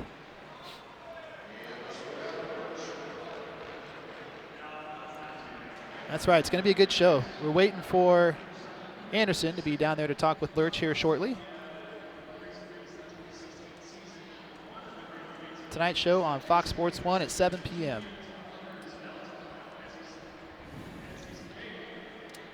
Yeah, and you're just making a few notes here. I got to put my glasses on. Husqvarna Rockstar Racing, the number 21 of Jason Anderson. A good run here in qualifying session number 1. And Jason, let's talk about it. This track, not an easy one to navigate. Last lap, last minute heroics. You go 46.2, 0.6 faster than Ryan Dungey, who held it for many laps. Yeah, you know, it's really rutted out there and hard to maneuver your way around the track, but you know, it's just going to take 20 solid laps. It's not really the fastest guy tonight that I think is going to win, but I was fastest, and I'm hoping to be out front and win some races, but you're going to have to be smart. You know, you've really put some good weekends together. I think one race you were back in like 9th place. That might be one of your worst finishes in the 2016. You've been getting back on that consistent roll the last couple weeks, so now it's just time to keep going with the momentum.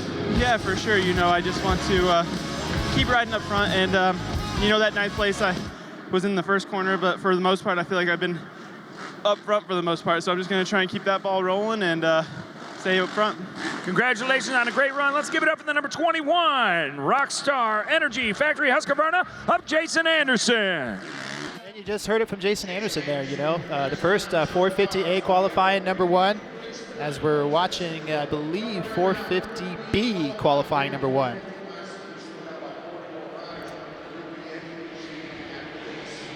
Yeah, you heard Anderson. You know, he's still trying to. He's sitting 3rd in the points. He's 58 down, Yeah. but Kenny Roczen sitting 2nd, 42. But he really wants to try to get that 2nd, so he's got to stay ahead of Kenny Roczen. But right now, Josh Greco out there, and Devin Raper, Alexander Nagy, Chad Cook. Right. Got a lot more Race Day Live coming up. For 25 years of Supercross in Indianapolis, Indiana. We got Brittany Force coming up. Stay tuned. We'll be right back. AMSOIL. Let nothing stand between you and a great day of riding. Protect your weekend. Choose AMSOIL synthetic lubricants for your bike and your truck. DC Shoes is proud to be the official footwear sponsor of 2016 Monster Energy Supercross. DC, defying convention since 1994. Check out our latest products at journeys.com. Motorcycle Mechanics Institute wants to give you a 2016 Kawasaki Teryx 4LE side-by-side. Go to www.winthatride.com to enter for your chance to win. Oakley is proud to be the official eyewear sponsor of Monster Energy Supercross. Follow us at Oakley Motorsports and at Oakley on Instagram and Twitter. Sponsored by Yamaha. From world-leading motocross, supersport, and cruiser motorcycles to ATVs, side-by-sides, generators, and more, Yamaha revs your heart.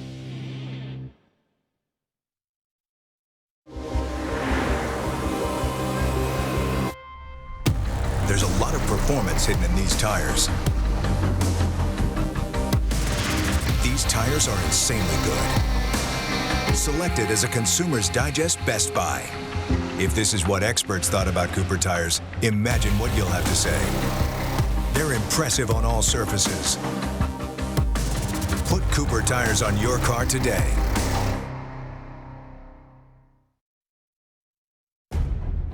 When it comes to guarding your engine, AMSOIL offers the next level performance enthusiasts demand. AMSOIL provides 75% more engine protection against horsepower loss and wear than required by a leading industry standard, extending the life of pistons and cams. Give the vehicle you love the above and beyond protection it deserves. AMSOIL, devoted to protection. We're for guys who like to make things go faster, higher, farther. Guys who want to be the top tech, get the W, and stand on the podium. Teams want you. Riders need you. Because without you, the bike stays in the pit, and championships aren't won. Top motorcycle manufacturers help build MMI's programs so you can get the education you need to achieve success. That's why top teams hire MMI grads. We're for success, your success. Motorcycle Mechanics Institute. To learn more, visit mmitech.edu.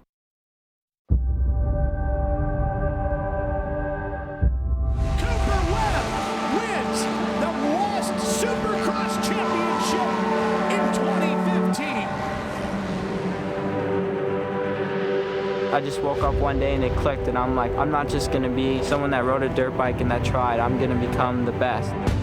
To be the best, it takes sacrifice, it takes a dream and a drive. Striving to be the best, it's super critical to have a strong team behind you and a strong motorcycle. Being the best is everything, you know, that's what you want. It's where you want to be. It all just comes down to how much passion you have for the sport. Bike is everything to be the best. Never give up, chase your dream, and if you work hard now and you sacrifice and you do what you're supposed to do, you can live the rest of your life as a champion. The Yamaha champion YZ450F and multi-champion YZ250F. Rainbow Studios. Are you ready for more? MX vs. ATV Supercross Encore. The off-road legend returns with the next generation of graphics. Set yourself up with all new gear and bikes. Tear up the track in outdoor nationals and waypoint races. Meet up and explore in freeride. And for the first time ever, rhythm racing. Available now.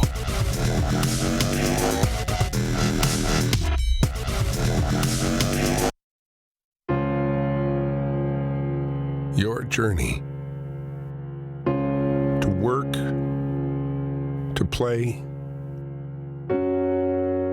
to see places you've never seen before. It's not where you're riding, it's who you're riding with.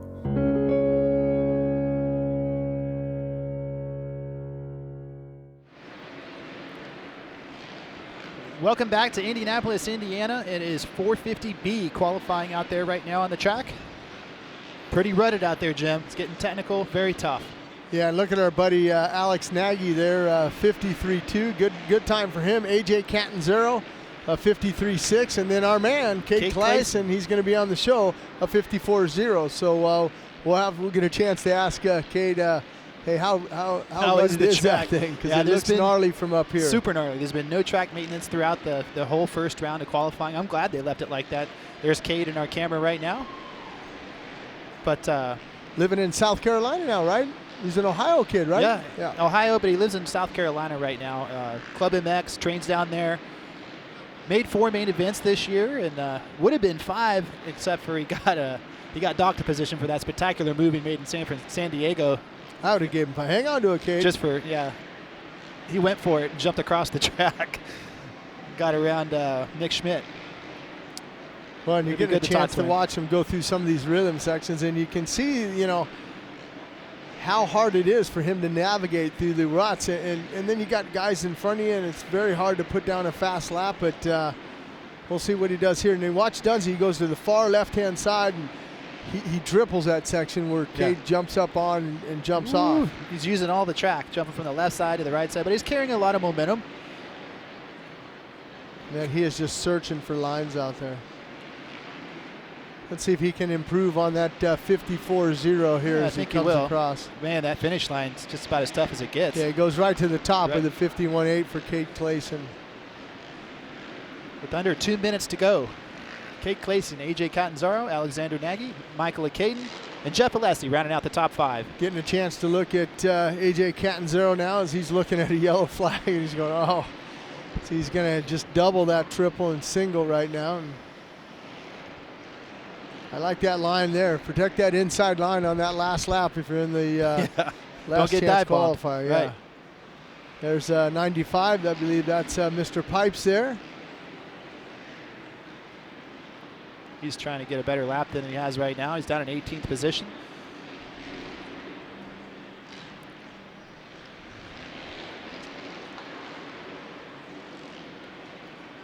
There's AJ just kind of rolling the dragon back there, going to drop in. Looks like now he's going to be on the clock, and let's see if he can improve on his 51.9.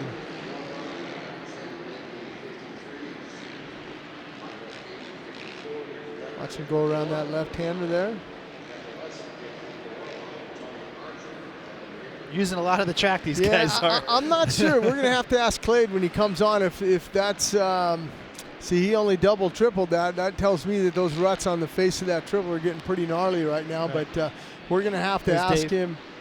We're going to have to ask him if them going to the left and the right, if it's not due to the track because of the ruts that we have out here tonight. And that's what we talked about earlier in the show. That when they come together, it's not necessarily the rider's fault, but it is kind of maybe the track's fault because these guys are touching everybody. So absolutely, Jim. It's just tough out there until they get this thing worked on. They've had a lot of bikes on the track. It's been beaten up, and yeah.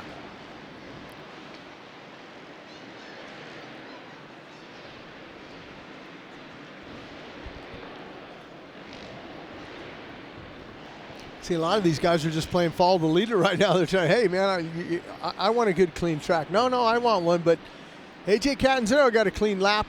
He put in a 51.0 that last lap for him. And good to see him. He's made a few main events this year.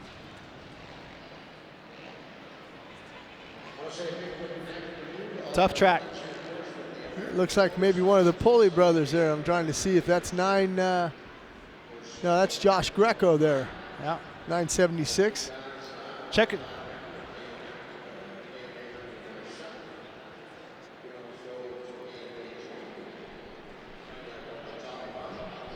Yeah. Some of the guys coming in making a few adjustments on the their suspension there when they come in to talk to the mechanics area there, and they're doing a great job. But you're going to see AJ Catanzaro with that 51.0 up there, followed by Kade Clayon there with that 51.8. Yes. And Clayon will have to ask him, when he comes off, we'll have to see if he's sweating a lot because they're working out there tonight, that's for sure. Well, I'm sweating because I'm a little bit nervous. Brittany Force, welcome to Monster Energy Supercross. Thank you so much. Hi, Excited Brittany. to be here. Nice to see you. So what do you think of the show so far? The track looks pretty tough. These guys are pretty crazy, huh? Yeah, absolutely. This stadium is just incredible. Right. I've been to quite a few Supercross events and completely out of my element, but it's always fun to come and, cheer on the monster drivers. I'm sure that you could probably give a few of these guys a little tip on reaction time when they come out of the gate, You ever go up and talk to any of the guys that ride for Monster and say, hey, I kind of see something? No, I haven't, but I would absolutely be open to it. That's one of the biggest things in our sport in drag racing.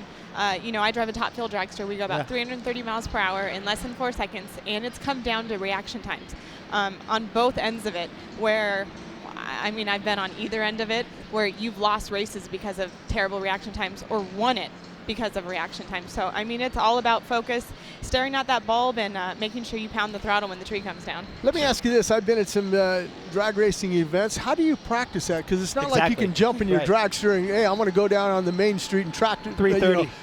Practicing. Okay, it's red. Yeah, how do you practice that? You really can't. It's we get 4 qualifying passes Friday and Saturday, so you use those. But before the weekend starts, I'll always jump in my car and just kind of go through the motions. And kind of mentally preparing myself. I'll go up there and stand on the starting line and do the same kind of thing, and really that's the closest you're going to get to it. Nothing can compare. There's nothing like it. So 8,000 horsepower. Tell our viewers at home. 10,000 horsepower. Exactly. Yeah. Hey, don't cut that other 2,000 out, Right, Andy. it's only 2,000 short there. But when you drop the hammer, like you just said, when you pound that throttle, do you actually pedal that thing, or is you just got one shot at it? Well, you hope you don't have to pedal it. Yeah. If your car goes up in smoke and you have to, pedal it. Again, races have been won and lost because of that, depending on experience. And I've only been in the seat. This is my 4th season driving. Right. So actually last weekend I got the win because of pedaling and getting the car down there. You hope you don't have to do that. You hope you just gun it and take the car all the way down there until your win light comes on. Right. Well, we have we have the footage of you doing that. Let's take a look at it right here. Her dad has more than anybody. Her sister Ashley has. Her sister Courtney has. Her brother-in-law Robert has. Is this the day that Brittany gets her first? It's going to be Brittany. I was so excited for her. I got to watch it on the box monitor, and I was just so pumped because, she's been so close so many times. And then when she got out of the car, she gave me the biggest hug. We've been together for a long time, back from the Super Comp days and helping with the A-Fuel. And Brittany's been so close so many times. and a lot of finals in the Top Fuel Dragster, but to finally get it done and to do it on the same day that I get my first win of the year, pretty exciting, and I mean, the whole team is just stoked. What an incredible finish. Brittany, for the first time ever. You saw your dad there. He was proud of you, obviously, for getting that. But I wanted to ask you, like, where's that trophy at now? That's a special one for you. Yep, it's sitting on my desk in California. We have a shop out here in Brownsburg, Indiana, but also in California. So it's on my desk. That's one of the biggest accomplishments ever. I mean, that was one of the proudest moments for me. I still can't believe it. I remember, that whole day just flew by. It was such a blur, and it's like, I'm going to go back and redo it all over again. Right, just like that. It looked like you guys had a good moment right there. Absolutely. Right. It's something interesting. A lot of the Supercross guys follow you. And the reason why I know this is a couple of years ago, I was on a flight with a couple of guys, and you were on our flight coming here to Indiana. And they would say, hey, that's Brittany Force. Yeah. Man, she's hot. Man, she drives a car great. These guys? Yeah, these guys. Cool. I didn't know that. Yeah, no, they were on the flight. It was, I don't like to come up and bother people, but you were on the flight, and I didn't know if you were coming here for, like you said, you got a team here, and you were probably coming there because they weren't in town then. But yeah, a lot of the guys know you. That's awesome. Yeah. Well, Brittany, you're the 2013 NHRA Rookie of the Year. Your 4th year in Top Fuel. What's it going to take? What's your next goal? Is winning that championship? Yeah, that's where we're at right now. We're number 1 in the points, which is huge. Again, I'm still trying to, wrap my head around our first win. And, that was just everything I've wanted for years. Been chasing it for years. Been in 7 final rounds. Finally brought the win home, and it was just almost surreal because it's like you came so close so many times, but you're not taking home the trophy at the end of the day. You didn't win. Right. So it felt really great to accomplish that, but now it's like you're hungry for more. I thought this sport was, addictive, and now it's like I can't wait to get back out there, get back in my car, and win another one. Who were some of your idols besides your dad? I remember Shirley Cha-Cha Modowney. Was she one of your, man, she did it, I can do it? Always the ladies. I've always cheered on the ladies. Both my sisters, have been in the sport. Courtney competes against my dad, and Alexis DeJoria is another one in the sport. I've always cheered her on. But actually, I remember growing up watching Tony Schumacher, who I compete against now, watching him, and, Kenny Bernstein is another one. So just sitting in the stands, as a kid with my sisters, watching all the cars go down the racetrack, and it's funny because now I get to compete against some of those guys, and that's just awesome. That is awesome. What else is awesome? What you have going on tonight? You're going to fire that thing up in the parking lot? That's the plan. I don't know. I hope so. I would absolutely love to, and I think the fans would go crazy because people don't understand how intense, how loud these cars are. I mean, if you've never been to an event, it's it's awesome. Insane. You can't breathe beside him. Exactly. The nitro and stuff. That's one of the coolest things. I just like to go to get a smell of that stuff. Yeah. And, I've been to the 4-wide nationals, and it's kind of crazy because 2 of you guys, it stops your heart and you can't breathe. Yeah. So 4 is almost like just overkill. But tell us about at home. Do you have any dirt bikes at home? No, I don't, but you want to go riding? We did a little thing called the NASCAR Whole Shot Challenge, and maybe we could get you and Danica on some dirt bikes. Hey, I'm open for anything. All right, let's do it. We'll talk to Dave Gowan. Dave's a good friend of mine. When I was racing, he was a mechanic, and I've known Dave for a long time, and we'll set it up. We should go ride sometime. I'm good with that. There was one question I wanted to ask you. In Supercross, they use a lot of heart rate monitors and things like that. When you're sitting in the car, and do you ever use a heart rate monitor? I'm just curious on what your heart rate gets when you hammer the throttle down, and then what it is at the end. I bet you up they to have 200. with other drivers. I never have, but I'm sure it's just through the roof because, I get in that car, I have my belts pulled so tight, you can't even take a deep breath. And it's like, no matter if it's first round or final round or just qualifying, my heart is pounding. It feels like it's going to come out of my chest. I can't catch my breath. Butterflies in my stomach, and it's, you can't compare it to anything. It's just, but then once you light the car up and you get going, it's like you forget about all the other little things, all the things you're nervous about. It all kind of goes out the window, and it's just focusing on getting your car down the racetrack and turning on that wind light. Do you have a ritual or any superstitions that you do every single time before you get in the car? Actually, I am pretty superstitious. It's always, when I'm getting dressed, same order. Put the right glove on first, then the left glove, and just everything in the same order. I'll start Sunday morning with the Monster. Yeah. And I finish. I don't care if it's a rain delays and we're running final round at 5 p.m. I will have that same drink. I don't care if it's warm, but that's what I'm drinking before I climb in the car. It has to be the same one. Right. So the crew knows that. They got that thing out. Yes, because they accidentally threw one of my drinks away once and replaced it with a cold one. And I'm like, no, I want my warm one that's been sitting in there all day because I'm superstitious and I like my routine to be That's the same. awesome. You're going to be back here September 1st? Yes. That's one of our biggest races, the U.S. Nationals. We come into town. It's huge, and it's the one race that everybody wants to win just because it is so big. I watched my dad win there for years, my older sister Ashley, and that's where we want to win. It's just huge on our circuit, and to be able to bring home a win there here would be awesome. Was it a little bit easier going to your mom and dad and asking, hey, I want to drive for a living? I mean, you had your sisters do it, but was it a little bit easier? They go, no, we really don't want you doing it, Brittany. No, they were actually totally open to it. I got into the sport because of my dad, who's been driving funny cars forever. He has 16 championships. Yeah. He's done so much for the sport. So I'm lucky that I really have the best teacher out here. And I go to him for everything. And at first he's like, are you sure you want to do this? Are you sure? Because once we get you in, we're not going to be able to get you out. And he was right. Right on. Well, congratulations on that win, and thank you so much for joining us here on Race Day Live. Live. We'll see you in L.A. Right. Off season. We'll take you riding. Sounds good. From one winner to another, Jace Owen picked up his first main event victory of his career in AMSOIL Arena Cross. Let's see what Jace had to say. I couldn't be happier with how the night went. For the second main, I started second behind Kyle, and he got off to the hole shot, and I followed him for a couple laps, and I made a good clean pass on him in the rhythm section, and the track was gnarly tonight, so I knew it was going to take 15 good consistent laps. And now your new leader out there is going to be the 59 of Jace Owen. Jace Owen, Regal, Blows, State. I know that I've had the speed all year. I haven't won a main event yet, so this is my first one. I've got seconds. I've been close. I've been right there, but to finally get that first one, they always say the first one's the toughest, so to get that one out of the way, I'm ready to keep moving forward. Why is everybody running? Yeah, it's definitely been a long time coming, like I said, to get this first main event win. My first race was at Baltimore, and the first night I got on the podium, so I was super stoked with that for my first arena cross race and to get on the box. And then the second night, I ended up going down and I hurt my knee, so I tore some cartilage in that. So I just wanted to stay top 10 in points leading up to the chase of the championship, and I was 6th before the reset. So now I'm 100% healthy, and I've had some ups and downs for sure. I've been leading a couple main events and thrown it away. I've not been the smartest, but I feel like it's an experience thing for me. This is my first year, so I'm taking the good with the bad, ditching the bad, keeping the good, and going forward. I know that I'm a podium guy, and that's where I should be every weekend, but it definitely takes consistent starts, consistent laps, and minimizing mistakes and staying out of the drama and the carnage.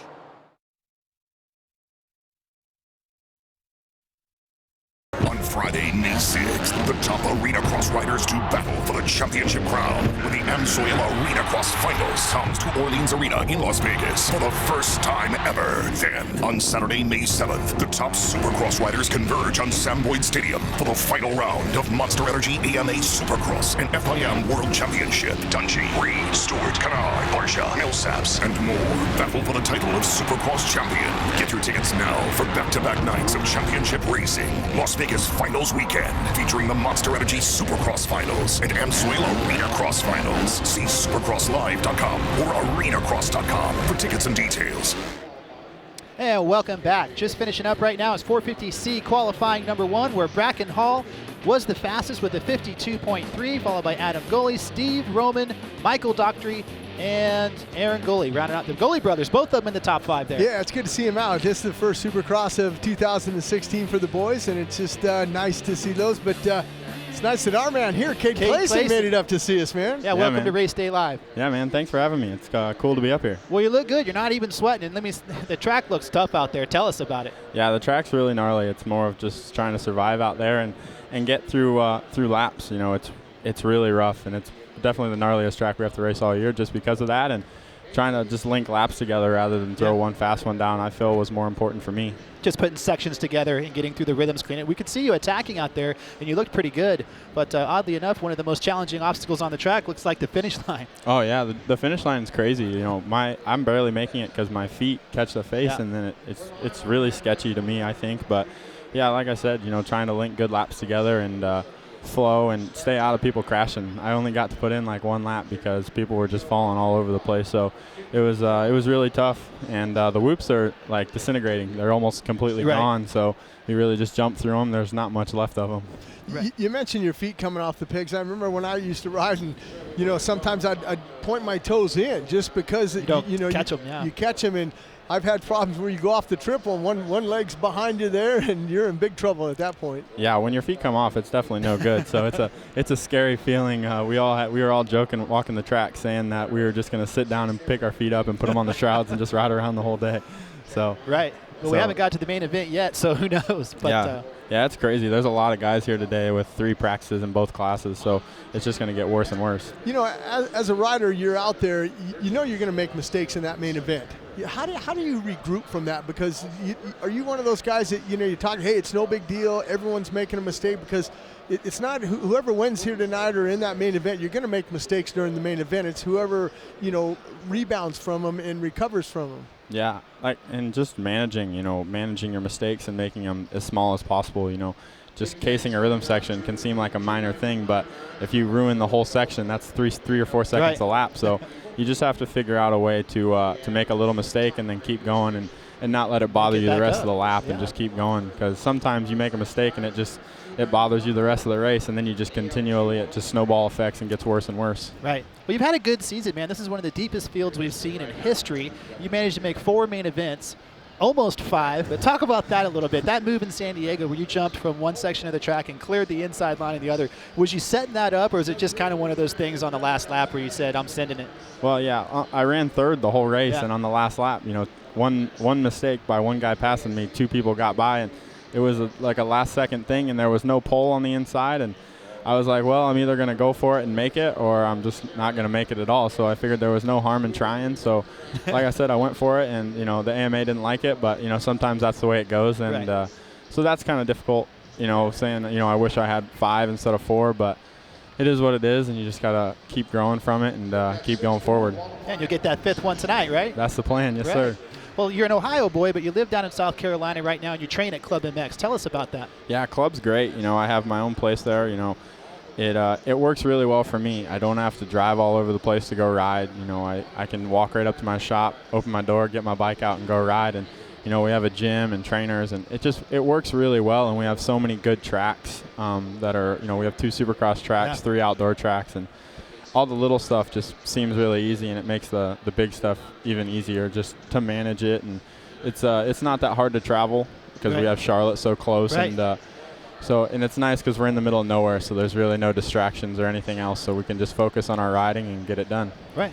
I see you got K1 Speed on your jersey there and a big list of sponsors. I know you got a lot of people helping you. Go ahead and list your sponsors. Yeah, K1 Speed is the biggest back of the team. They're pretty much funding the whole thing for us, and they're a great sponsor. I know I met so many people from there that help us out, and BWR does our suspension and our motors, and I couldn't ask for a faster bike. We've slowly been making it better and better with suspension tuning and stuff like that, and SSI always has us looking good. And then there's just a whole list of more sponsors that it's too many to name, but like Club and all that stuff. I couldn't do it without all of them and without all the team sponsors and everything else like that. And they get us to where we can go racing, and of course my whole family. They're supporting me. Got a good group over here. It looks like. Oh yeah, they're all standing there. They're I think they were more pumped that I was coming up here than I was. A big fan club over there. So, yeah. Well, there's a few other guys here. I see Bell Ray and Dunlop and Bell and Yoshimura and Works Connection. Oh yeah, got a lot of guys. Oh, so many, and it's a great feeling to have such a great group of people to help us and support us and get us to the races. It wouldn't be possible without all them. Obviously, it's easier if you get into the main event through and you get a better gate pick if you go through the semi, but you've had to come through some of those last chance races. How gnarly is it going to be tonight here with the Russ? Obviously, you're going to have to get a good start. Yeah, starts are the main thing for me. I struggle sometimes with getting out good, and you got some of your family coming up. Come on, yeah, the whole family. They love it. Atmosphere. Oh, they all come, and I got my sister, my best friend Danny, my brother, my cousin, and my little stepbrother, and my grandma. They come to almost all the races, and they travel from all over the place to come and watch me ride and stuff. So everybody, cool. Yeah, so it wouldn't be possible without them, and so it's really cool to have such a great support system.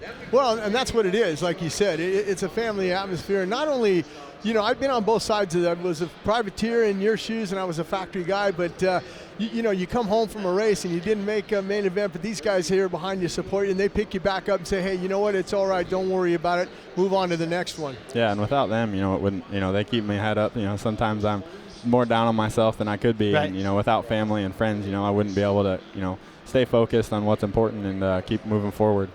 Right on, Kade. Well, we know you got work to do. Thank you for joining us on Race Day Live. Good luck tonight. Get that thing in the main event. Everybody wave at the camera here. We're going to say goodbye, but we're going to coming up next. We got Toyota Tailgate Talk with Rocket Rob Bidos. We'll be right back. This week's Toyota Tailgate Talk. We're here with Parts Unlimited Rocket Rob Bidos. It's retro night, man. That's exciting as it gets for us guys. I love the throwback. Anytime you get a chance to see where this sport's come from and kind of some of the machinery they used and the fashions and style, it certainly tickles your memory on how we got to where we're at. Absolutely, and Parts Unlimited has a huge presence here at Round 13. Tell us a little bit about your dealerships and what you have going on here. The dealerships, we invite them in, all the reps from the drag specialty, the Harley-Davidson side, and from the metric side, Parts Unlimited, bring all the dealers together. The vendors that are here travel from all the way across the nation to come here with their newest products, get a chance to educate the dealers, spend some time with them, and really send the dealers home, not only with an opportunity to bring in the newest products, but to have a real solid background on what they're all about. That's awesome. You know, this bike right here, this 490, brings back some memories. You never rode one of these, did you, Rob? You've ridden about everything else. No, I never had a chance to spend much time on an open bike. I liked the 250 two-strokes back in this era, but when you look at this thing and what guys like Brock Glover and Rory O'Neill's done on them, they're an amazing motorcycle. It's awesome that it's retro night, so tell me your favorite rider from the 80s, man. Well, you know what? It's kind of hard to say. I've always been a bit of a Kawasaki guy, so Ward, Lachine, Jeff Stanton, and Brock Glover were obviously people that I kind of really wanted them to do well, and they obviously did very well.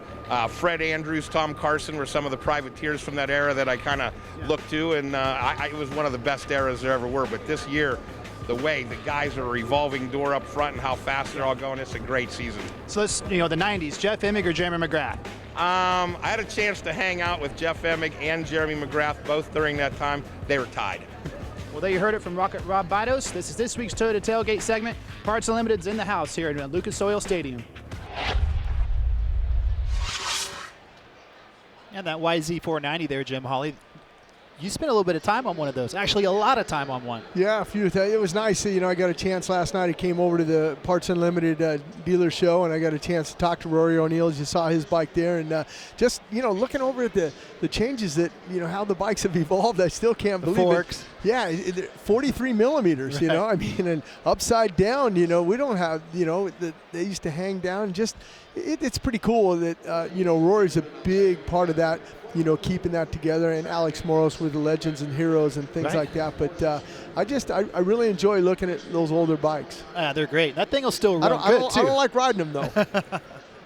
Right. Well, Gary Semics is going to be on the show here again. You know, it's retro night here in Indianapolis. It's going to be good to talk to him. Gary Semics from 1973 until 1990 scored points in AMA competition, so that's going to be cool. They won the championship, I believe, in '74, and back then they rode 500s. They rode those bikes 500 in Supercross. Trainer of Jeremy McGrath, you know, so it's going to be fun to talk to him. But the guys that can't, the racers can't do their thing without their mechanics, and this is this week's MMI Top Tech Mechanic. Well, Scotty Rayburn, congratulations on the MMI AMSOIL Top Tech Award there. Not a bad night for you. Colt Nichols, I know, would like to be up on that podium, but you had to work a little bit tonight. Yeah, it was a last-minute fire drill. Went to do the GPA, and it didn't work, so we had to switch it out. And it's some short wires and some tight working areas, so it took the whole team to get this thing ready to go for the main. Yeah, you had, like you said, it's a team effort. You got $1,000 from MMI and AMSOIL. What do you do with that $1,000? I'm going to share it with my team. They deserve it just as much as I deserve it. And the rider also, right? Yeah, definitely. Now, what do? You got a little bit of a break now before Vegas. Do you go to start testing outdoor stuff, or do you just concentrate on some more Supercross settings? How are you going to play it coming into May 7th, Las Vegas? Well, Colt's going to go to Oklahoma and ride some outdoors, but we're going to wait to test right before we go to Vegas for outdoors. So I just got to keep doing the circuit with our East Coast guys before we get back to the West Coast. There's no rest for Scotty. No, sir. Well, I'm standing next to two legends right now. Mr. Gary Semics, welcome to Race Day Live. Hey, thanks. Good to see you, Gary. How you been, man? Good, Jim. I got a chance to see one of your bikes there. Alex Moros was kind enough to get that bike, and you're actually going to do a parade lap tonight. Yeah, just a parade lap. You ready for that? You all right? You going to do some of the doubles? I think it's going to be more of a outside perimeter lap. Oh, come on. I know you got the skills enough to go around one of these tracks now. I don't know. That thing's rutted and soft, tacky, sticky. 1974 when you won the championship to now, a lot of changes in not only on the machinery but the riding styles of the guys. Yeah, you know, I've followed the sport real closely, and through my motocross schools and technique DVDs, you know, I have a keen eye for picking up the new techniques as the sport progresses, and start teaching that to the new riders that I'm teaching. You mentioned one of those riders, and a buddy of mine came in with Willie Simons. You were down in Australia with him and stuff riding, and he says you were talking about this kid, and you said, watch this kid, he is going to be great. And you worked with Jeremy McGrath, and you guys got 7 championships under the belt. You got to be proud about that, because you got him when you basically molded him. Right. From the time he was 16, we started working together, and he was great to work with. You know, of course he had a lot of talent. And what was really good too, he was very coachable. And to keep increasing your level in this sport, you know, there's a science to it. And a lot of guys think you go out and you ride laps as hard as you can go, and you know, you're going to plateau out pretty quick that way. And with a smarter strategy to learn the proper steps of building your skill, you know, consistently, that's a safe way, and that's the way you're going to be able to keep improving your skill level. Right. Well, Gary, we have the bike that you're going to ride tonight. We got some. Let's take a look at it here real quick. I'm sure that's going to be fun, and ride in front of 60,000 people here. So that, you know, no nerves at all on that, is it? We got a backup bike too, you know, because this is vintage. Right. Well, talk about the athletes themselves. You know, I like to talk to guys that have been around as long as you have and ask, do you think the athletes today, you know, are superior to the guys in the 80s and 90s? I mean, I think they are, because as the sport evolves, you know, each new generation learns from the previous generation. Right. So not only are the bikes improving, but the skills of the riders are also improving. So they better be getting better, or is there something wrong? Right, absolutely. Well, something I wanted to ask you, Gary, the tracks, they've changed obviously to adapt to the riding styles and the machinery that we have out here from opposed to the 70s and the 80s. Oh yeah, the tracks keep advancing too. You know, you probably remember this, when they first started making double jumps, they really didn't know how to make them, so the takeoff was just like the landings. Well, you can kind of see it there. That looks like you were on a Can-Am there in 1978, the Super Bowl of motocross there, and going up the peristyle. Yeah, I remember that race well.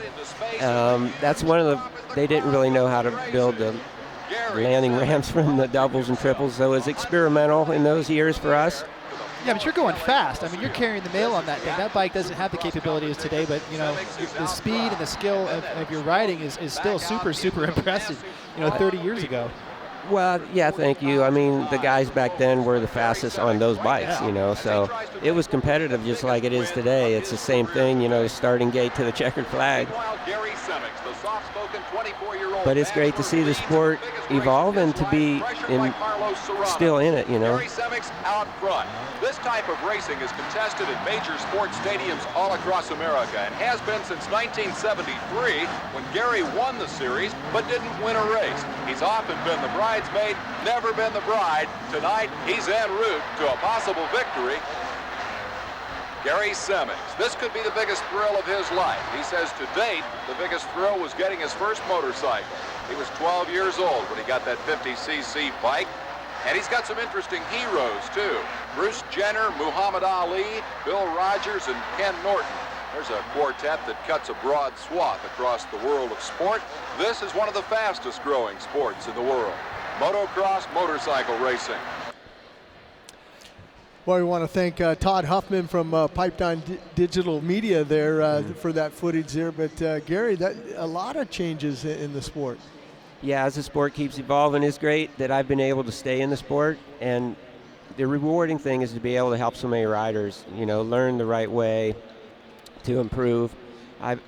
You know, not only the top guys you hear about, but I've taught thousands and thousands of guys you don't hear about. Yeah. And they're just doing it more or less for fun. But hey, to have more fun and be safe you know, everybody gets to ride motocross. A lot of people don't realize that because you were out west, you lived with a buddy of mine, Ray Fazenden, you roomed with him, but you got into the stunt business a little bit. Yeah, you know, just until they said, hey, you got to crash that bike. Right, didn't like that part too much, but getting out of racing for a living, really didn't know what I was going to do, and got into the stunt business for a while. And that lasted about 2 years, and then I realized that, this ain't really my passion, you know, and that's what I really focused on. That's when you rode for Kawasaki there. It looks like the rear wheel broke loose on you coming out of that berm. Yeah, Puyallup, Washington on that one. That was one of my favorite tracks. Trans Am. That's Sears Point. Awesome that photo. Picture. But, you're getting after it there. There's the Can-Am when you rode in the days. factory Can-Am there with Bel Ray. Yeah. Oh, that's a recent one there. There we go. Yeah, on the newer Kawasaki. Down in Florida. Get the winter in Florida, teach riders down there. A little cold in Ohio to do it in the winter. There you're on a Honda there. That looks maybe in Europe. Looks like High Point maybe. Yeah. Oh, that's a Legends race it looks like. You guys maybe. did that at High Point, yeah. Yeah. Yeah, there's Jeremy and I when that was about 96 probably. Yep. Jeremy. Young Jeremy McGrath and a young Gary Semics. Yeah, look, I still had hair even. Yeah. Yeah, that's there's one your of my motocross logos. schools. Yeah, logos. But not only the schools, Jim, you know, I have 28 titles of DVDs now sold worldwide. So, take that off of there. I don't see that. You didn't like that one with the Legends and Heroes there? But, yeah, no, I like what's the hardest thing on working with some of the guys? Because, I mean, I work with a lot of guys also, but, you know, some of the guys that they ever come to you and just want to learn how to ride a motorcycle. They really don't want to race, but they just, look, I just want to know the fundamentals about riding a motorcycle and riding it safe. Right.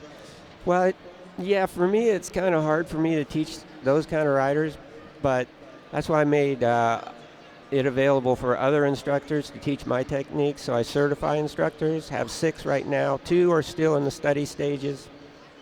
Then they have to pass the test to be certified by me. So it's a lot, so I can reach all those people that are just wanting to get more into it and learn the right way to do it. We talk about a lot of guys retired from motocross and supercross, and like yourself, you love the sport so much, you stayed in it, you wanted to give back to it.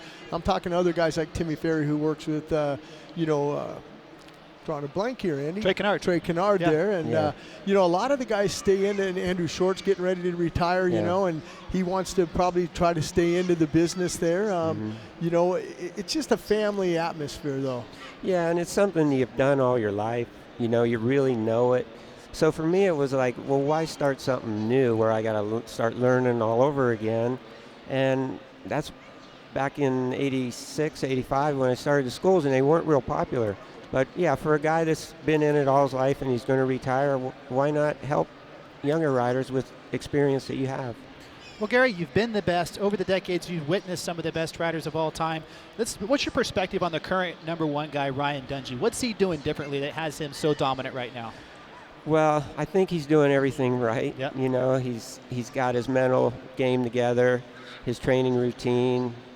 He's just got everything working for him. I think he's got a really good attitude, and he's enjoying what he's doing. Yeah. And that's the magic everyone's striving for. If you're working with a rider here tonight at the track, and we even saw Ryan Dungey's got 6 wins on the season, he even made a couple bobbles out there. I mean, this track warrants that type. You're going to make some mistakes out here. It's how you capitalize. What are you telling a guy if you're working with a guy out here tonight? How his mindset, you know, because some guys get so frustrated when they make a mistake. They want to be perfect, but you're not going to be perfect on this track tonight. That's right, Jim. I think for every racer, what I try to do when we're at the races is to get him in his what's sports psychologists call your ideal performance state. Some guys you might have to pump them up a little bit, other guys you got to calm them down a little bit, but you know what they're going to do here, they already know how to do it. They just have to get in that frame of mind and be relaxed enough to carry it out, execute it, make it happen, let it happen. With your expertise coming into here, who are your picks for tonight, the podium? Who do you like? Well, I got to say, you know, the guys that have been consistently on the podium, probably Dungey, can't argue with him. Roczen's been coming up strong. I'd really like to see Tomac with everything he's been through lately, I'd like to see him put in a really good ride tonight, start getting back up there consistently. Right. Are you surprised to see the Husqvarnas, how well they've done? I mean, Anderson's got 2 wins, and Husqvarna, we saw a photo of you when you used to ride Huskies and stuff, but Huskies made a resurgence back into Supercross with Martin Davalos also in that 250 class. Osborne out there on the West. Yeah, it's nice to see another brand coming in and being competitive. It was nice to see KTM, come in and start being competitive. And now with Husqvarna, especially with a little history there, I like it. Right. Well, who do you like in the 250 class? Malcolm Stewart has a 7-point lead there. Jeremy Martin, has had some bad luck and gone down in the first turn the last 2 races. Do you think he can come back and make up that points deficit? Yeah, I think he can, and I think this track kind of suits Martin a little bit better. So I'd like to see him back up there, but it's really, the talent pool is deep, so it a lot of depends on the start, and then like you said, with this track, don't make any mistakes. Yeah, that's going to be a tall order, though, I think. Yeah. We got a chance this morning. Alex Moros, he brought one of your old bikes down, a Suzuki. I believe it was a 2002. Is that correct? We got a little footage of that. Yeah, I think it is a 2002. Yeah. Right. Cowie. There it is there, a Suzuki there, and that looks like that's probably one of the last bikes maybe you had raced or did a school with? Yeah, I still have a 95. It looks just like that bike, keeping it for a keepsake. He even got my name on there. Yeah, wow. He's got you. That's the one you're going to be riding tonight. I'm going to have to at least pop a wheelie on that one, Jim. Yeah, I want to see you do a wheelie and then come into the front end and grab the front brake and do a nose wheelie in there. Yeah, can you do that? Yeah, no. One of the most important aspects about the race is the start. We have a really long start here in Indianapolis, and throughout the championship, they've had short ones, long ones. There's a couple of right-handed corners, but this one's really long. What's your technique? What would be your advice to get the whole shot here tonight? Well, obviously, you got to get a good start, a good jump out of the gate. Keep the throttle on as long as you can, and then brake and carry your speed into the corner, and hope you don't get pinched off by the V. But it is a 180 here, so I think braking is going to be very important to get in there hot, control your braking, try to carry your momentum without getting pushed off. Right. Well, the other thing we've seen, guys, and Malcolm Stewart, to name one of them, is they don't really necessarily get the good jump, but they make smart decisions in that first turn and the first couple corners after that to come out in that top 3 or 4. Right. Most of the guys want to start towards the inside, and that way, if you just get out there in the middle at least, so you don't get completely pinched off, you can hug around the inside and still come out pretty good. That would be the safest place, I think, to start. Right.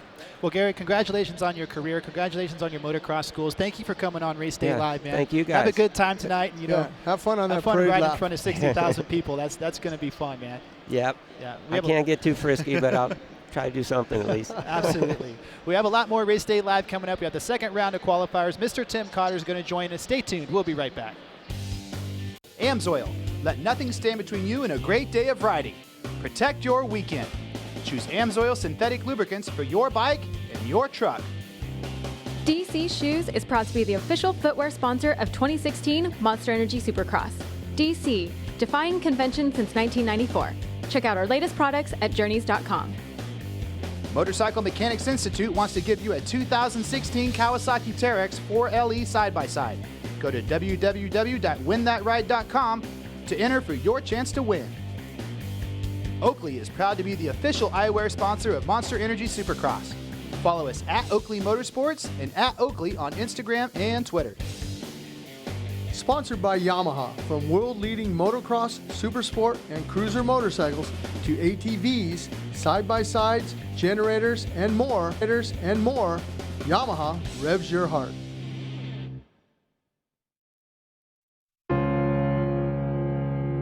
Your journey to work, to play, to see places you've never seen before. It's not where you're riding, it's who you're riding with.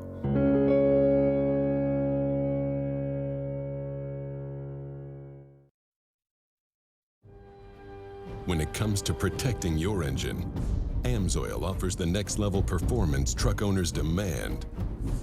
AMSOIL provides 75% more engine protection against horsepower loss and wear than required by a leading industry standard, extending the life of pistons and cams. Give the vehicle you love the above and beyond fortification it deserves. AMSOIL, devoted to protection.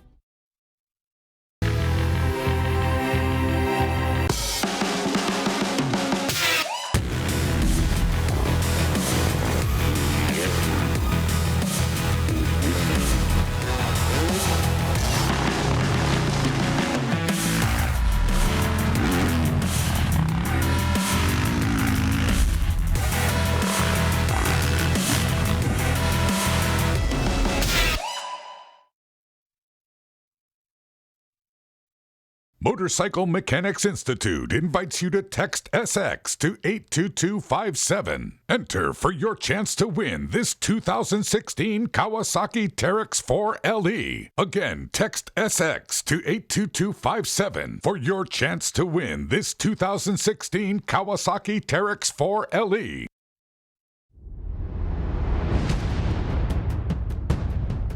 Get ready for RM Fantasy SX, the ultimate Monster Energy Supercross Fantasy Challenge from RockyMountainATVMC.com. We're giving away over $100,000 in prizes, and it's completely free to enter. Top season prizes include a brand new 2016 Toyota Tacoma, round-trip tickets with hotel to fly you and a guest to Rocky Mountain ATVMC to pick up your brand new customized FMF, KX450F, or KX250F. There's also a VIP trip for two to see the 2016 Monster Energy Cup in Las Vegas. 4th through 10th place season winners will be awarded prizes from Pirelli, GGR, Dunlop, Alpine Stars, DC, and others.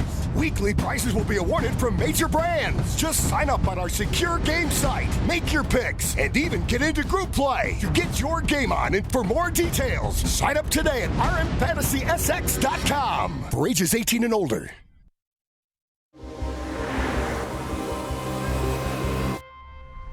There's a lot of performance hidden in these tires. These tires are insanely good. Selected as a Consumer's Digest Best Buy. If this is what experts thought about Cooper tires, imagine what you'll have to say. They're impressive on all surfaces. Put Cooper tires on your car today.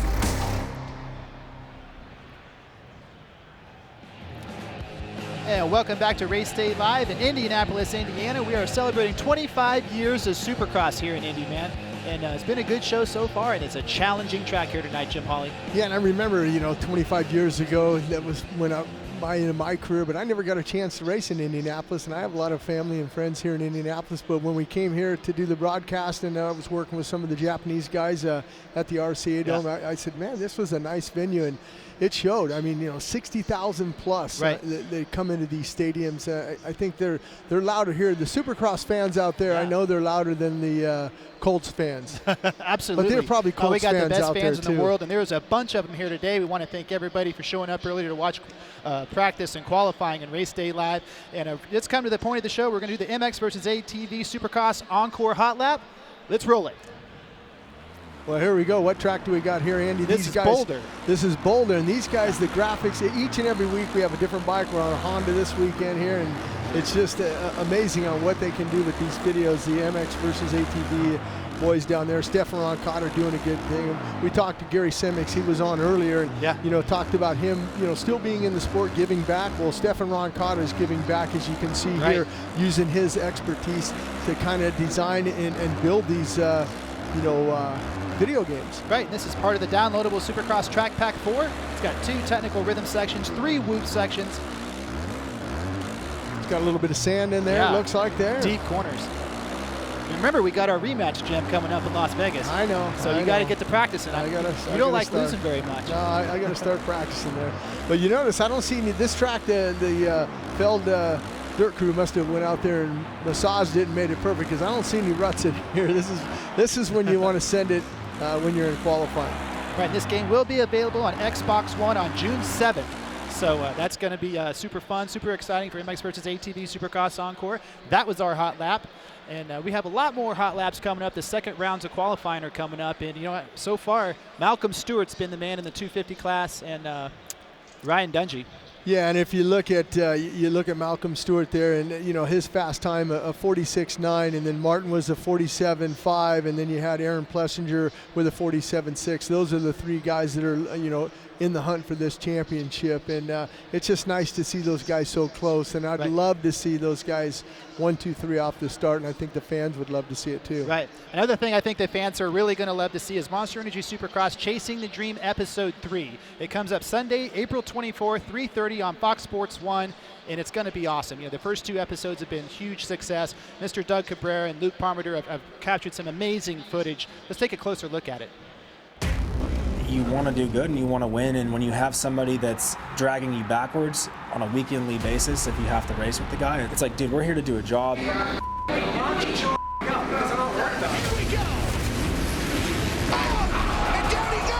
One thing I don't think people do realize is how long it takes to get in the right condition to race Supercross. The demand on these guys is unbelievable.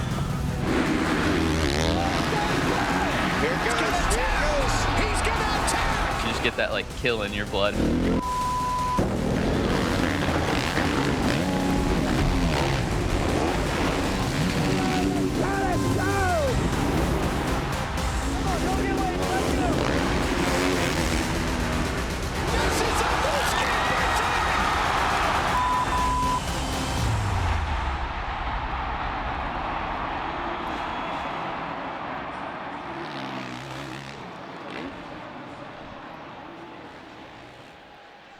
Yeah, it's going to be fun. That Monster Energy Supercross Chasing the Dream series has been spectacular.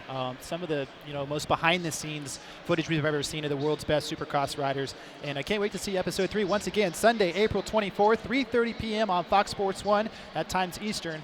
Check it out. You do not want to miss it. Set your DVR and stay tuned. You know it's a really amazing series. Well, and I think it gives a different perspective for the fans. You know, you get a chance to look at how these guys prepare, because they really just see them here when they're racing. You know, they see them do their autograph signing, they see them go out for qualifying, they see them after the races. But you know, this is really their off day. Yeah. They really put in the work during the week. That's to prepare for tonight. And this is, what I enjoy, that Doug and the guys over there, get a different perspective on looking on how these guys train and where they eat at, what they do. Right. It's cool. Right. You know, it's behind the scenes like no other. But another guy that you talk about hard work, who's been digging really hard. He's had a comeback after comeback. Well, ladies and gentlemen, he's back here for Indy, Mr. Broc Tickle on the RCH ride. We were able to speak with him on Track Walk. Here's what he had to say. Look who I found here in Indianapolis. Welcome back, Broc Tickle. It's been a while since we've seen you. Actually, you've been on the show Race Day Live. We appreciate that, but you like to be here and throwing a leg over the bike. Yeah, for sure. I'm stoked to be back and looking forward to tonight and the rest of the Supercross season. I kind of thought I would be back earlier, but obviously I wanted to come back and be competitive. So for me, I'm pumped to be here. I've had good results here, and the next couple races are rutted, so I enjoy ruts, so I figured it was a good time to come back here in Indy.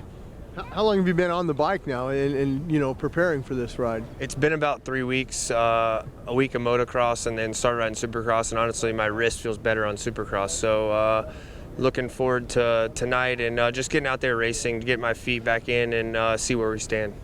Was there any talk of just, hey, why don't you just focus in on outdoors? We already got 2 guys over here. Now you're a 3-rider team over there. Yeah, I think for me it was thought about, but I wanted to be back. I did a lot of training, a lot of hard work in the off season getting ready for Supercross, and for me it's just hard to accept that. So for me, I wanted to get back out here and finish out some Supercross rounds and hopefully get some results that I was looking for at the beginning of the season.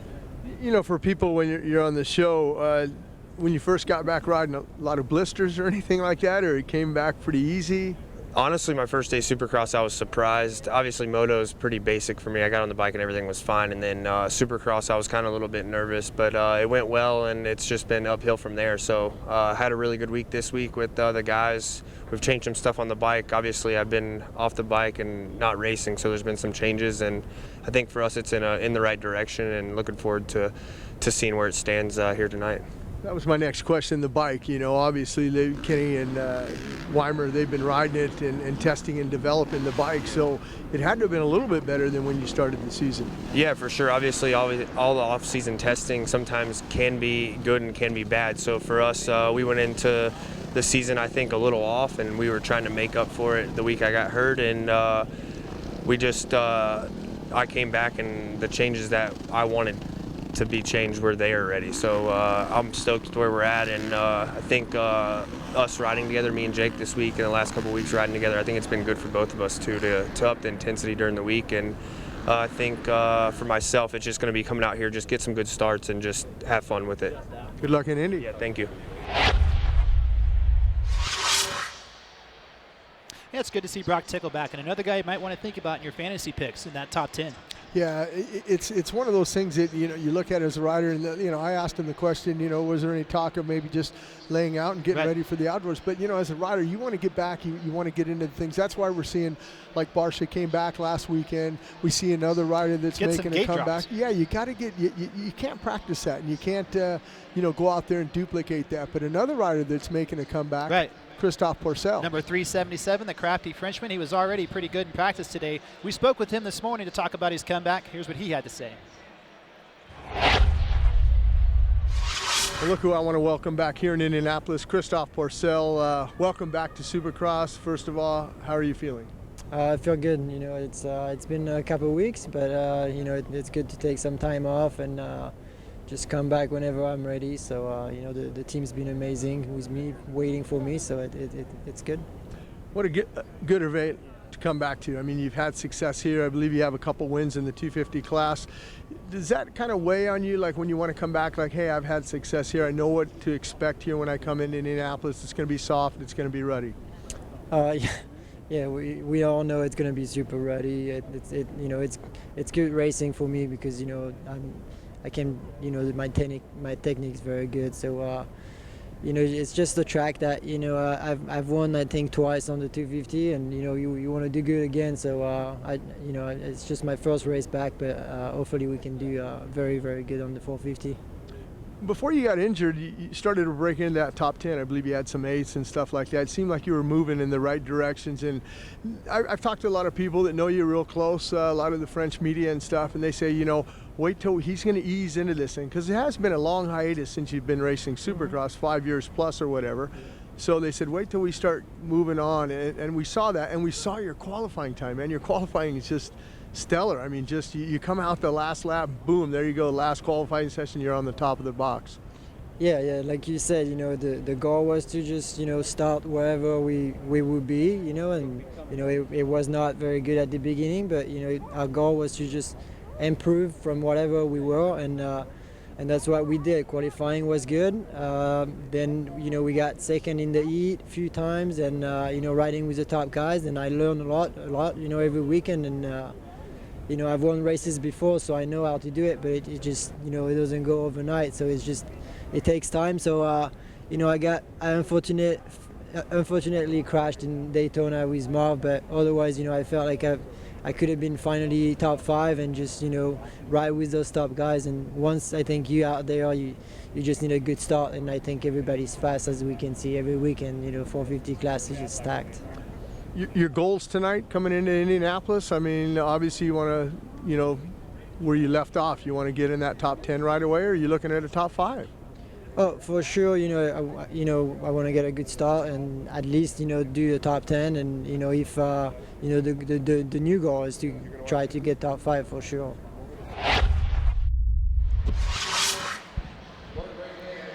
And I want to welcome one of the coolest guys I've ever met in this sport in all the years, a guy with more passion for motocross than anybody I've ever seen, Mr. Tim Carter. Welcome to Race Day Live. Well, thanks for having me here. It's great to be in Indianapolis. Yeah, you got a lot of things going on. You guys have a big event coming up there at the Ironman. You know, we do. Ironman Raceway has been something that's in the process for over 20 years.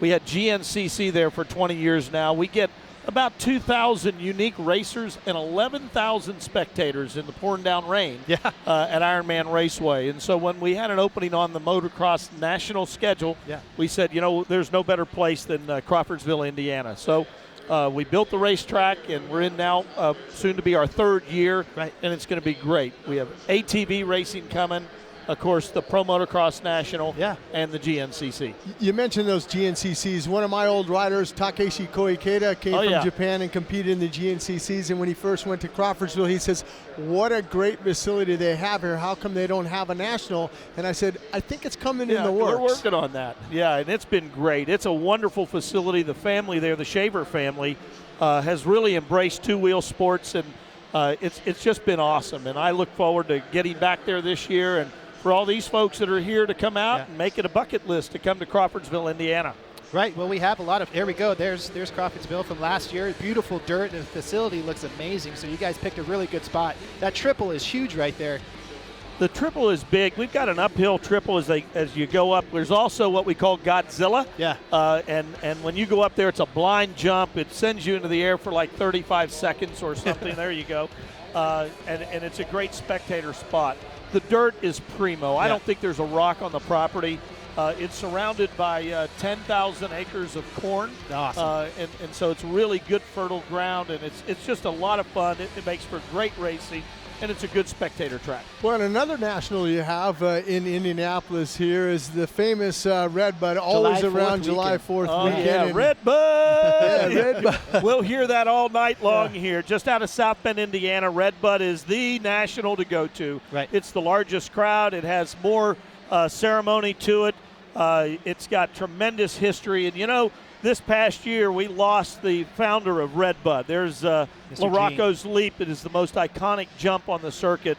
But we lost Gene Ritchie this year, just over the winter. And so I know that Red Bud is going to be extra special this year. And I'm really looking forward to being there. Yeah, and you mentioned that LaRocco's Leap. I mean, when I was riding that national, there wasn't Mike wasn't riding nationals back then, but we had to huck that thing on an old 490 and stuff. How many front wheels did you break? Yeah, a lot of them, especially if you slap that front end down. If you were going to come up a little short, you'd have to jump nose high, and you slap that front end down. Then all of a sudden the wheel's like that, and you're going, I'm done. I just blew out my front wheel. Yeah, not good. But you mentioned Mr. Ritchie there. And, you know, his kids have taken over now, and they've done a fabulous job with that facility. It's so amazing to see when you go from first generation to second generation. And Tim and Amy have done a great job. They have as much passion as their parents did. They've got great vision. They know where they want to be. They know what they want the facility to be. And as an organizer of some of the other nationals, we work really hard to make our event special. Yeah. And then you go to Red Bud, and you're like, because they just blow it out of the water. They're just great people. Absolutely. You know, it's funny that, you know, when I got into broadcasting after I looked at, when I was racing, it was Larry Huffman. So I looked at it, Larry Myers. And I even looked to you, and I do an imitation of you, Tim. Do you? Yeah, because I listened to the Nationals, and I watched the TV broadcast, and you go with something like that. He hails from Belle Plaine, Minnesota. He is on the factory KTM. He is our #1 champion. He is Ryan Dungey. Look at the goosebumps. That's it. I got Tim Cotter goosebumps from Jim See, Holland. now you know that I take a piece out of your playbook. I listen to everybody. Don't let Jim give you too much trouble now, because he gets pretty excited himself too. So, you know, we're here on Race Day Live. You know, it's been a lot of fun. You know, I can't believe it, but for me, I'm 39 years into racing. I started in 1977. I really wasn't a motorsports guy. They brought me out of stick and ball sports, and I ended up at High Point Raceway, and it's been a tremendous ride ever since. And to see what's happened, the backdrop we have here today is just amazing. And then each and every week through the summer months when we go to the outdoors, and then the Loretta Lynn's, you know, right. Jimmy and Andy, just a little bit west of here in Illinois, last weekend we had 1,100 competitors at an area qualifier for Loretta Lynn's. So that chase to Loretta's is on. We're tracking to be some guys 5 just or like 10% this on the higher. track right now, actually. Oh yeah, the KTM challenge is out there now. Most of those kids will be coming through Loretta Lynn's, and we've been very fortunate that you know, more than 90% of the riders that are on your track tonight have graduated from the University of Loretta Lynn's, and and it's just been an awesome road. Well, and some of the graduates that we have here on the KTM Junior Supercross Challenge, Eli Tomac, I remember when he rode, Michael Lessie, Blake Baggett, guys like that have come through this program that we're seeing out here with KTM and made it to the top of the Supercross. Yeah, it's just to watch that whole thing, and then we get them back. Yeah. You know, when they retire, they get to come back to Loretta's and compete with us, and we've done some Legends races at the Nationals, and it's just a lot of fun. And to see the athleticism of the youngsters that are on the track now, and then to see the athleticisms of the Ryan Dungeys today, and then see how they continue to be great athletes. You know, Ricky Carmichael, he can still strap it on if he wished to, and he proved that a year ago. See, and I got to talk to Davey because I would go back to Loretta Lynn's because back when I was riding, they didn't have Loretta Lynn's, and I've always wanted. I'm 56 now, so I'm going, okay, I could come back. But you got the area and regional qualifiers when I'm here working on Race Day Live, so I can't get a chance to qualify. Well, you got to call me. I'm the one that makes the schedule. Yeah, maybe, maybe we can schedule an area qualifier close to you guys. And you know, you're not the only one that's asked that. There are many people. If you have this passion, we have many people that have said, look, I want to participate, but I'm at Supercross. And so we're not opposed to looking at that and saying what would fit, what wouldn't fit in order to get you guys qualified. Because we want you back. You know, believe it or not, we do want you back. I have relatives just outside of Waverly there. So, I mean, when I was racing, that was a home base for me to learn how to, ride in the humidity and the ruts and the rain and everything. I would practice in Tennessee. But I went back with a couple young riders and watched the program. Very good program for the amateurs. Yeah, it's a lot of fun. You know, last year we had over 20,000 attempts to qualify. This year we're looking at the same way. We end up with 1,400 riders there for a week, and it's really special. But again, we're here today to pay tribute to our professional riders that are here, and know that they're coming back to Indiana. They're going to be in Crawfordsville, Indiana. Now I know Bevo said to take the glasses off, but if you need that to read, because I need them to read. I'm not afraid. I have readers. I have to get up here and I have to look at this. Bevo did say so. You got to take your glasses off before you go up there. But August 27th is when the Lucas Oil National comes back to Crawfordsville, Indiana. Halloween is going to be the GNCC, and just around the corner at May 7th is our ATV National. So there's a lot of activity going on in Crawfordsville, Indiana at Ironman Raceway. And you mentioned that is the last national of the year, correct? Yes. Right. Yep, that'll be it for the year, and trying to make that the finale. We do somewhat of a banquet, and Forrest Lucas actually has an outing down at his ranch that is nearby, and it works out really, really well. And it works out well for us as well. You know, the community in the past let school out on Friday before the race. Wow, that's cool. Yeah, so that all the kids love us. Cool. Well, Tim, from this perspective, it's just awesome. I've been lucky enough to be interviewed by you at Loretta Lynn's. I've worked for you for 5 years, and to have you on Race Day Live, it's just really awesome. So thank you for joining us on Race Day Live. Congratulations on your new venue with Ironman there. And we have a lot more Race Day Live coming up. The second round of qualifying coming up next. Stay tuned. AMSOIL. Let nothing stand between you and a great day of riding. Protect your weekend. Choose AMSOIL synthetic lubricants for your bike and your truck. DC Shoes is proud to be the official footwear sponsor of 2016 Monster Energy Supercross. DC, defying convention since 1994. Check out our latest products at journeys.com. Motorcycle Mechanics Institute wants to give you a 2016 Kawasaki Teryx 4LE side-by-side. Go to www.winthatride.com to enter for your chance to win. Oakley is proud to be the official eyewear sponsor of Monster Energy Supercross. Follow us at Oakley Motorsports and at Oakley on Instagram and Twitter. Sponsored by Yamaha, from world-leading motocross, supersport, and cruiser motorcycles to ATVs, side-by-sides, generators, and more, Yamaha revs your heart.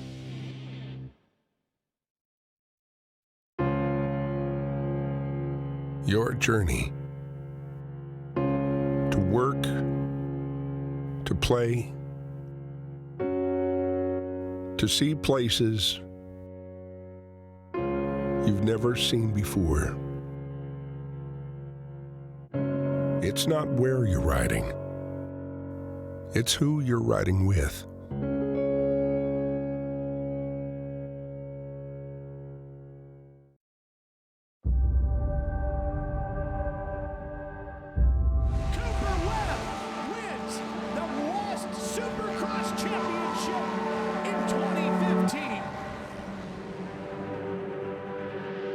I just woke up one day and it clicked, and I'm like, I'm not just gonna be someone that rode a dirt bike and that tried. I'm gonna become the best.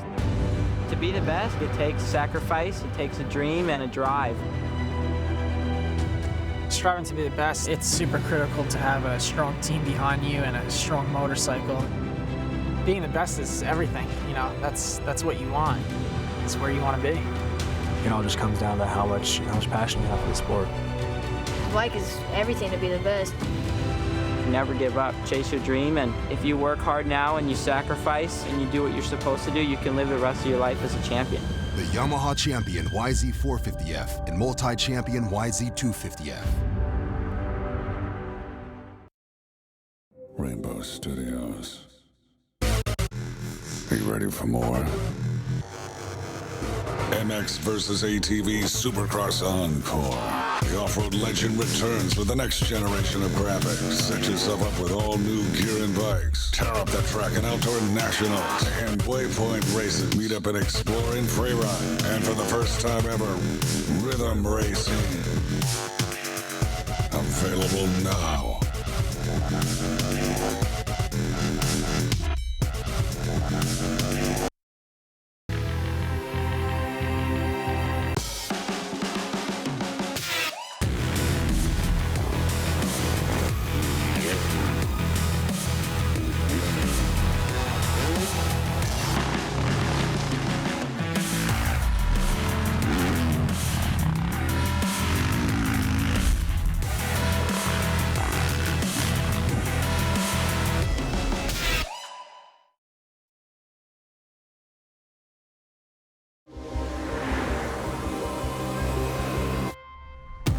There's a lot of performance hidden in these tires.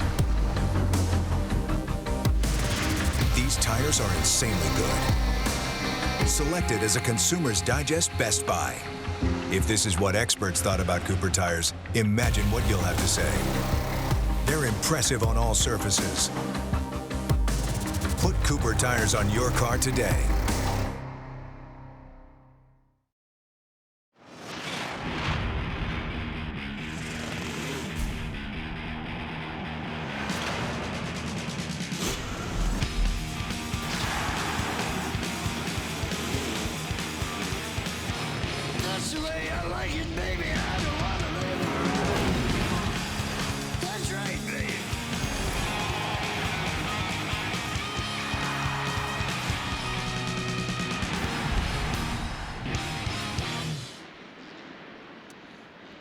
And welcome back to Indianapolis, Indiana. It is round 13 of the 2016 Monster Energy AMA Supercross and FIM World Championship. It is retro night, and we are celebrating 25 years of Supercross here at Indy, Jim. 250C, qualifying number 2 on track right now. Yeah, and remember when they were on for the first qualifying, my buddy Levi Kilberger, I said, you know, he's going to be in the low 51s with her. That track is so nice out there. It's good right now. Yeah. 48.7 for Levi Kilberger. Flying. That's a great time. Super good lap. And there's our guy Staley in second, a 49.2. So, and it's just showing. I mean, when you have a great track without any ruts, you can pick up 2-3 seconds. Go way faster. Yeah. No, it looks good. The face of the triple looks good. The face of the finish line was so bad. By the end of that second or the first 458 practice, the guys, you know, the best Supercross riders in the world were having trouble clearing it. But track looks good right now. Yeah, you can go anywhere now. Inside, outside, the middle, everything's perfect right now for these guys out here in the C class, and they're happy because last time out there it was ruddy for them. Yeah, real bad. Just about 5 minutes to go. Levi Kilberger leads the way. Lane Staley second. Drake Sizemore third. Michael Mims fourth. Chase Stevenson fifth. Trevor Ezel sixth. A lot of time to go, but Kilberger, he's going to be in the B group, I think, next weekend. I see another rider here, 608, David Pulley. I wonder if any relation to the Adam and Aaron. Right, yeah. Those are the Goalie brothers, I think. Goalie, that's right. So I don't think so. With a G, no. Right. Yeah.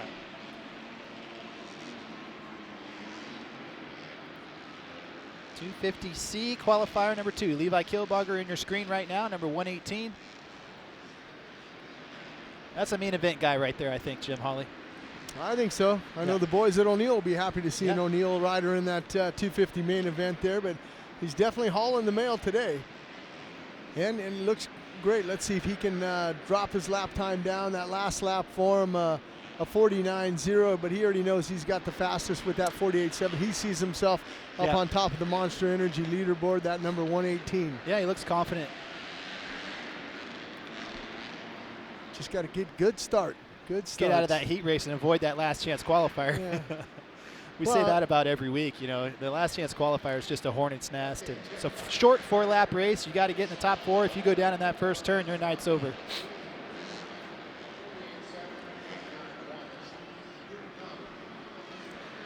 A little over 3 minutes to go.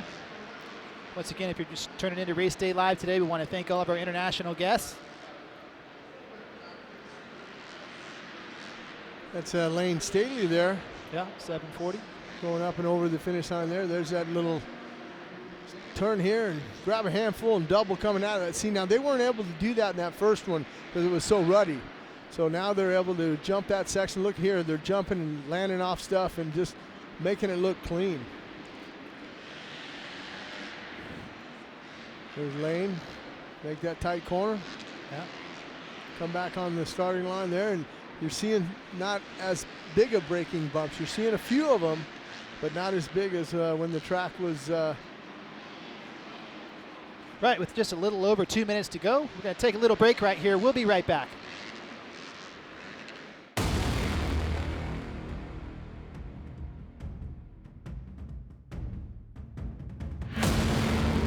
Prepare yourself for a new category of off-road vehicle. Because everything you thought you knew about the world of sports side-by-sides is about to be redefined.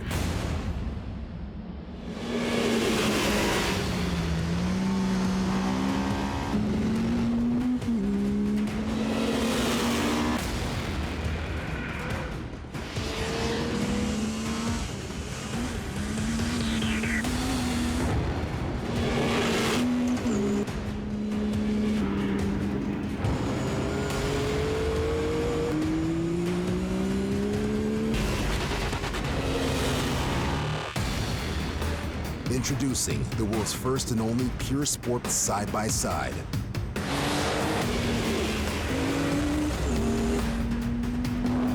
The all-new YXZ 1000R from Yamaha.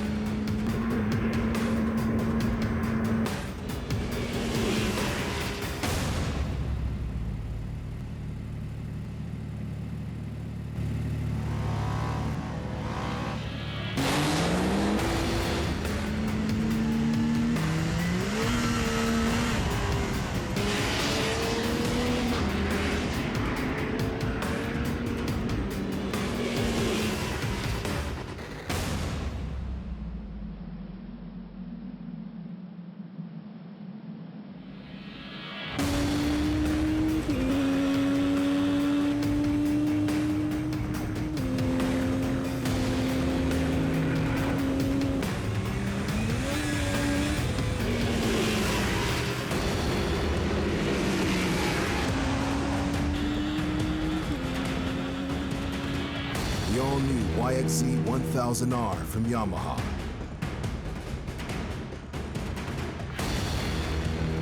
The world of off-road sports side-by-sides has shifted forever.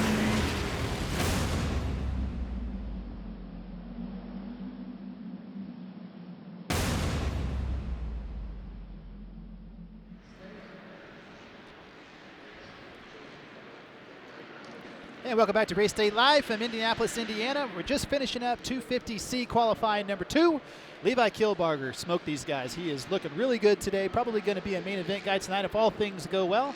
But a 48.7 sets him at the top there. Well, the thing about it, he put in 11 laps. You know, normally we see guys get in 8, 9 laps, so the lap time's a little bit slower than normal. You know, they kind of like, I know the TV guys really like him to be right around 57, you know, 58, but we got 48 here for Levi Kilbarger. Yeah, he's about a half a second faster than Lane Staley, who was the second fastest qualifier, followed by Drake Sizemore, Chase Stevenson, and Davey Stewart rounding out the top 5. Yeah, Michael Mims in that second spot, or sixth rather, I'm sorry. And Trevor Ezel, seventh there with a 52.2. That should probably get him into the night program, I'm thinking.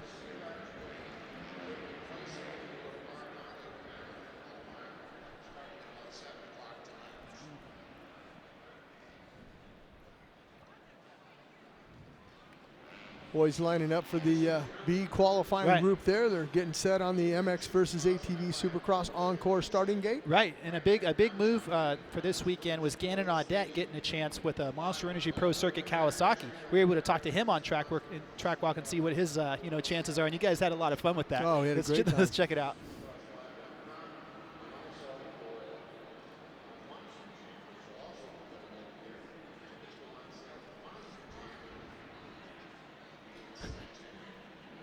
Gannon Audette. Gannon, first of all, I want to congratulations to you on your new ride, the Monster Energy Pro Circuit Kawasaki. But you got to give it to Alex Moros and the boys over at the Legends and Heroes, because they were putting you out there to get you noticed by Mitch, and unfortunately Arno Tonis had a problem, and you're reaping the benefits right now. Yeah, it's an awesome opportunity and everything, and I can't thank the whole Legends and Heroes and Kiss Me Motorsports, just everyone that helped me out before and get me to this point, and it's an awesome opportunity to fill in, and I'm really looking forward to it. All right, now I kind of am guilty of it. I always put the pressure on you, man. When you're walking, doing the track walk and stuff, and you had great finishes in that top 10 and everything, but now you're with Mitch, and Mitch he wants that bike on the podium. That's right. Yep, exactly, and I'm just gonna go out there and do what I can, and just enjoy it, and just do what I can, and just try to build from there. Tell me some of the differences between your Kawasaki that you rode and one of Mitch Payton's. Like, when you first got on the bike, what did you notice? Like, after you came in after a couple laps, you went, "Wow, man, this thing does what?" Yeah, the suspension and everything is a little bit different, obviously, and the motor it pulls, definitely motor pulls a lot more on top, and then just cornering wise a little bit, just I mean, it's not a huge difference, but it's noticeable. So yeah, I'm really looking forward to see what it'll do on this East Coast dirt. All right, now you made a mistake and you said that motor, it really pulls and everything. Supercross Live pays $1,000 for that whole shot. And I think Alex said he'd even kick in a couple more hundred if he got that whole shot tonight. Yeah, that'd be awesome. My starts haven't been the best this year. I've had to come from the back a lot, so if I could get that whole shot, that would just be a bonus. Well, I tell you what, if you get the whole shot, Alex kicks in 200, I'm going to kick in 200. So now we're up to 1,400 if you get that whole shot. Talk about putting the pressure on him, man. Oh, we got another guy who just kicked in another 200, so that's 1,600. Yep. Oh, there's another 200. That's 1,800. This is all on camera. Yeah, I'll be good to go. Look, he's sweating now. He's sweating a little bit. He's sweating. Yeah, that'd be awesome. But well, have fun tonight. That's all I really want you to do. And if you're having fun out there, your results will show. Yep, thank you. I appreciate it. Right, so if you're paying attention to that interview right there, a big hole shot for Gannon Audette could be $1,800 cash. Yeah, that'd be good for him. I like to see him get a whole shot. He can do it. He's got the bike to do it. He's got all the backing now, so let's go out and do it and make some money. $1,800. That's more than the Supercross guys get. That's good. In that 450 class. Right, we're back on track here. 250B qualifying number 2. You're looking at Cycle Trader Rock River Yamaha's Luke Rensland, number 46, who is at the top of the standings right now with the 47.5. Yeah, so look at Van Martin right behind him, 2 seconds behind him with a 49.8. Is that an 8? Yep, that is an 8. So 2 seconds, a little bit more than 2 seconds actually, faster for Luke Rensland. I'm really surprised at 16th. Dakota Tedder, way down there. I'm sure he'll pick it back up as this wears on. They got about 7 minutes left in this one.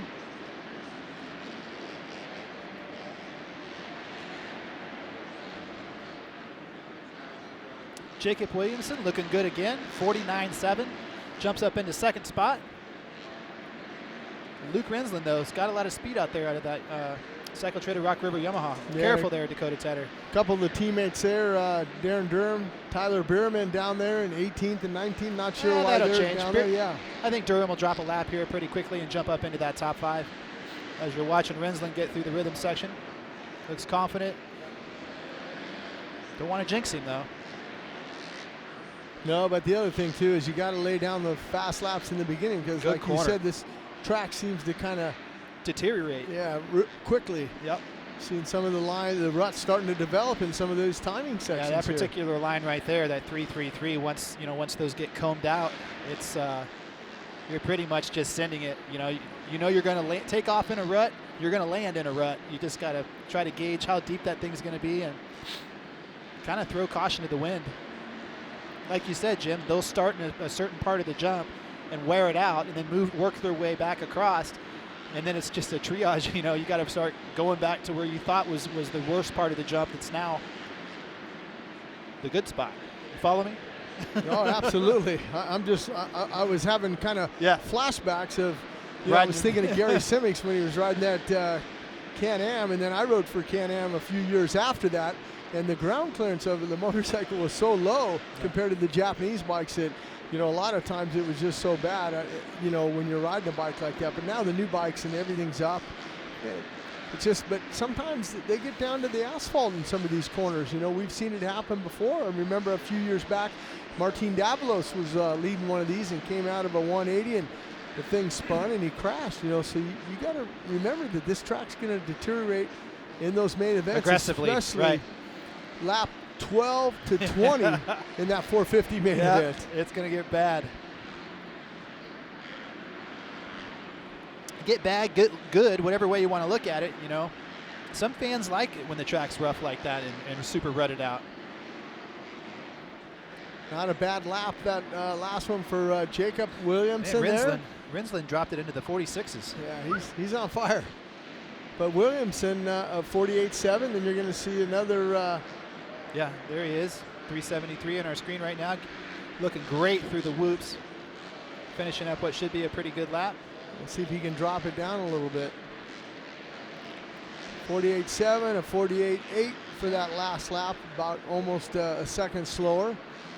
But I think that's, it's not like it's not lack of trying or charging. Yeah. It's just I think the track's starting to go away that fast. Right.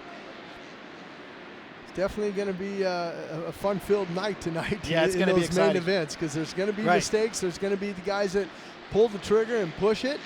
And sometimes there's consequences when you do that on a track like this. Yes, there are. Got a big crowd already here in Indianapolis, phenomenal. man. They're just filling in and filling in. It's going you can see on that wide shot there, look at all the fans already around. I mean, in other venues we see, patches of them, but it looks like it's consistent around this whole venue. Like we said earlier in the show, we've averaged, there's our buddy Bevo Forte, 100% there. Legendary Bevo.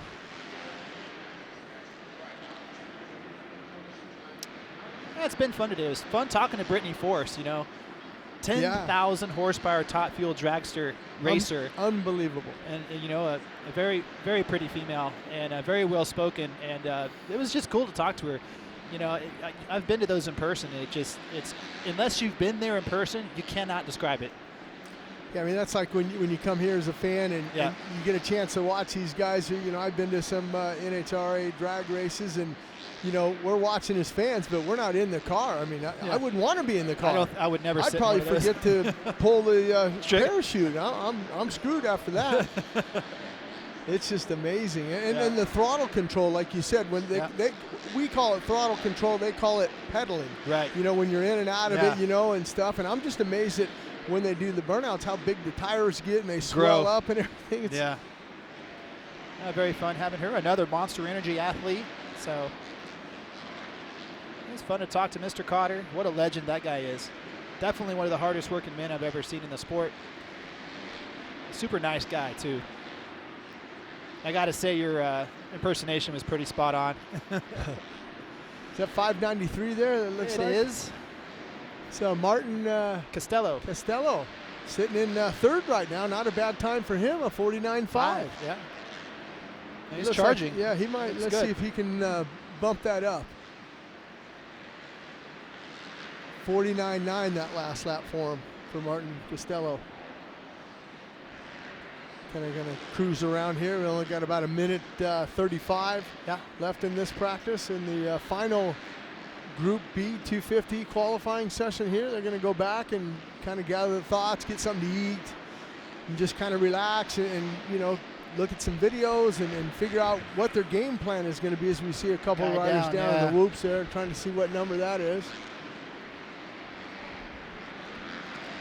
But no problem for that man right there, number 46. Luke Renzland. Yeah, Luke Renzland. Riding good. Once again, we want to remind everybody, Monster Energy Supercross Chasing the Dream is going to air Sunday, April 24th at 3:30 p.m. Eastern on Fox Sports 1. You do not want to miss it. It's the 3rd episode of their series, and yeah, they've been talking about this one for a few weeks, and you know they're particularly proud of this one, and I think it's going to be very special. So make sure and tune in. Sunday, April 24th, 3:30 p.m. Eastern on Fox Sports 1. Monster Energy Supercross Chasing the Dream. Time running out. About 30 seconds to go here, and 250B qualifying number 2. Yeah, I'm looking for Luke Renzland on the sheet, and he's 31st in the points. He's had some injuries. Been out for a while since Atlanta had that problem in Atlanta, and good to see him back though, and good to see him laying down fast lap times. There's Darren Durham on a heater right now, looking pretty good, nailing the tricky rhythm section through there. Durham jumped up to, where's he sitting right now? Well, he hasn't jumped up. He's in 20th.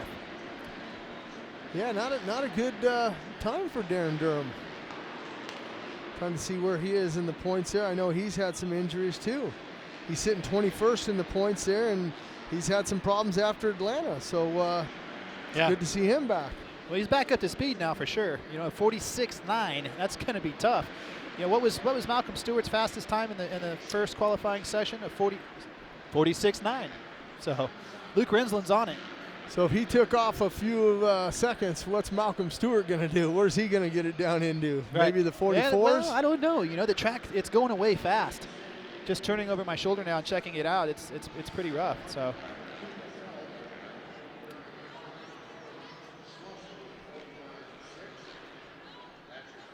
Yeah, maybe not, Andy. Yeah, you see what I'm saying? I kind of turned around. I'm looking. Well, I don't think he's going to shake. He's going to be a little bit faster. He'll be right about a 46.5, maybe. I'd say. What do you know? You're pretty good at predict. You think he'll drop it into a 45? Yeah. Malcolm Stewart. If Luke had a 46.9, 46.5, 4/10, yeah, it could be maybe a 45. It's not quite as bad as it was, but there's still a little bit on the far left-hand side, far right-hand side, and it'll be interesting, though, as the boys are getting ready. They're lined up on the MX versus ATV Supercross Encore starting gate. You're getting a chance to look at them there. There they are, getting everyone's 250A, qualifying number 2. There's Alexander Fry. There they are.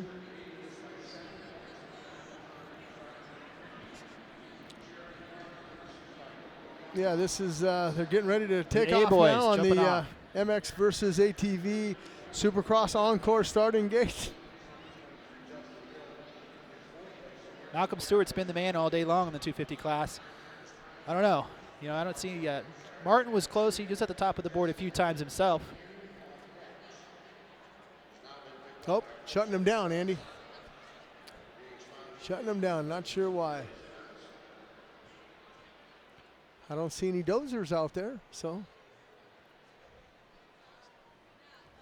you guys get a chance to think about it there. You're seeing all the guys with the hole shot device. Well, we were just talking about Monster Energy Supercross Chasing the Dream. Let's go ahead and take a look at that trailer again. It's really cool. You want to do good and you want to win, and when you have somebody that's dragging you backwards on a weekly basis, if you have to race with the guy, it's like, dude, we're here to do a job.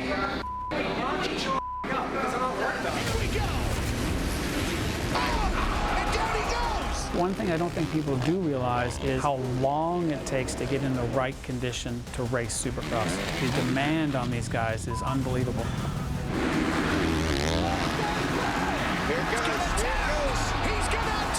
You just get that like kill in your blood.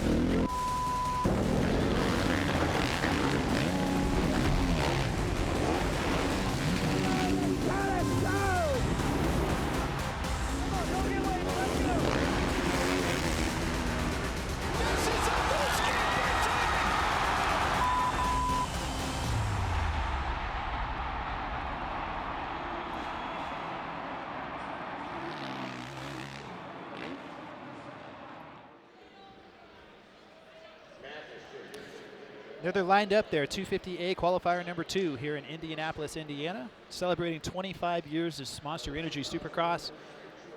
Celebrating having 60,000 fans at this fine city, and it's going to be. There's many people who's here already. This is going to be a big show tonight, Jim. Yeah, I think they're going to have 60,000 plus tonight, just on the way qualifying's going on. All the people that are here.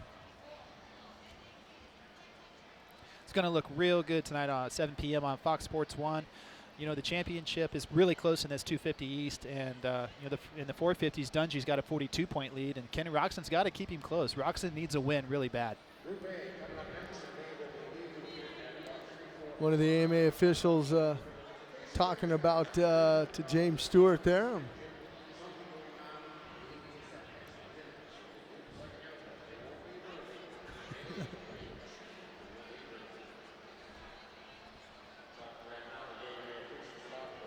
Nice shot right there with Stewart, Martin Davalos, McGrath, Hampshire, Martin, Bowers, Gannon Audette.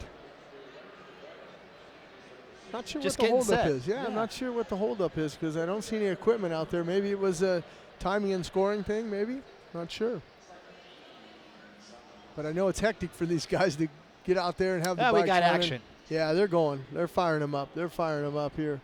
Now we'll get this underway. Yeah.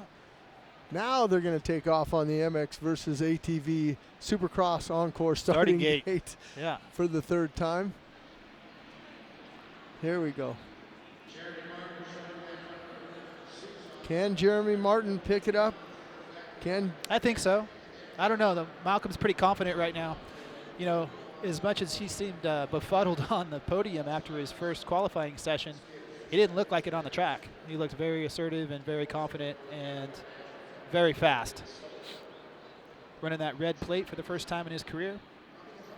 Yeah, and he's not taking notice of that red plate. He don't want to notice it. He just says, look, I don't have no red plate. Same as everything, right. No pressure. He's been on fire ever since Daytona, where he kind of, he had that race in the bag and then he faded. Whatever happened, a trigger flipped, and he's been the guy.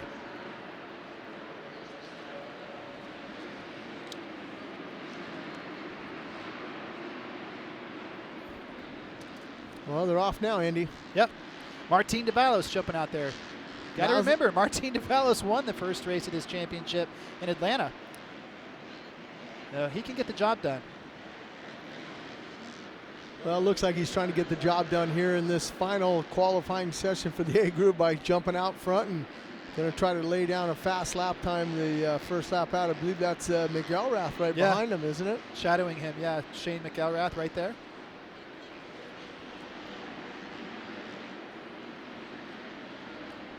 Let's see what that first lap comes around on. Looks like these guys aren't feeling out the track. They already know what the track is. They it's know. Go time. Yeah. It's got to be a lot different from the last time they were out there, but well, and you mentioned they're still not. You got 10 minutes to go out there and put in your fastest qualifying time and try to get that first gate pick. And you mentioned some of the past winners here. 2000, Michael Brandis, Travis Pastrana in 2001, Reed in 2002. That's his first in that. Brandon Jessman, Josh Hansen in 4, Davey Millsaps back-to-back in 05 and 06. And you had Dungey in 07, Trey Canard 08, Austin Stroop in 09, Kristoff Porcel in 10, Ryan Sipes in the 11th. That was his first. Yep. Blake Wharton in 2012, Marvin Muskin in 13, Adam Cianciarillo in 14, and Marvin Muskin again on that KTM in 2015. And all-time winners, Davey Millsaps with 2, Marvin Muskin and Mikel Pichon. Right. That's a name I haven't heard in a while. Another Frenchman there. Mikel Pichon. As we're watching Tyler Bowers here, he's attacking the track really hard. Well, Martin Davalos with that 47.4. So he went out there and he said, look, I'm going to make great work of this. I'm going to lay down the fast lap time first. Still quite a bit off of, well, there's a 46.8 right there, yeah. 46.8 faster, yeah, you're exactly right. Faster than Rensland's 46.9. Stewart hasn't got up to speed yet, though. He was kind of letting these guys go out and feel it out for a little bit. Well, there he goes. He jumped up to the 46.5. Yeah. So, yeah, I mean, these guys are going to pick it up. I'm not sure if they're going to take off a half a second. Oh, 46.5 is pretty fast. So we're watching Shane McElrath. Man who finished up third, Shane McElrath in Detroit there. So a good ride for him. First podium this year for Shane McElrath. Had a problem with a flat tire, had to come in and make a little pit stop there. Sitting 11th in the points, just outside, right behind Gannon Audette, who is in that 10th. And Gannon Audette, like you said, this is why Mitch Payton, Arnold Tonis, had an injury, so they picked him up, because that last time we saw him, Gannon Audette, a 6th place. There's Aaron Plessinger now, 23. Yeah, he looks like he's on it right now. Yeah. Let's see where he jumps up to. Third, fourth. Yeah, not bad, a 47.1. With about little over 6 minutes to go. Malcolm Stewart, the fastest, followed by Jeremy Martin, Martin DeValos, Aaron Plessinger, Tyler Bowers rounding out the top 5. Going through the top 10, Shane McElrath 6th, Dakota Alex 7th, Justin Starling 8th, Alexander Fry 9th, and Anthony Rodriguez rounding out the top 10. Yeah, it looked like Plessinger just said, look, I'm going to stay on this another lap and see if I can't better that lap time from 47.1. He's saying, come on, boys, get out of my way. Let's watch Plessinger through the whoops here. Carrying the front end high. Woo! Extremely fast. Look That's at that. how you do it. Nice. Nice and easy, Come on, right? boys, get out of my way. I want to see what this lap time is.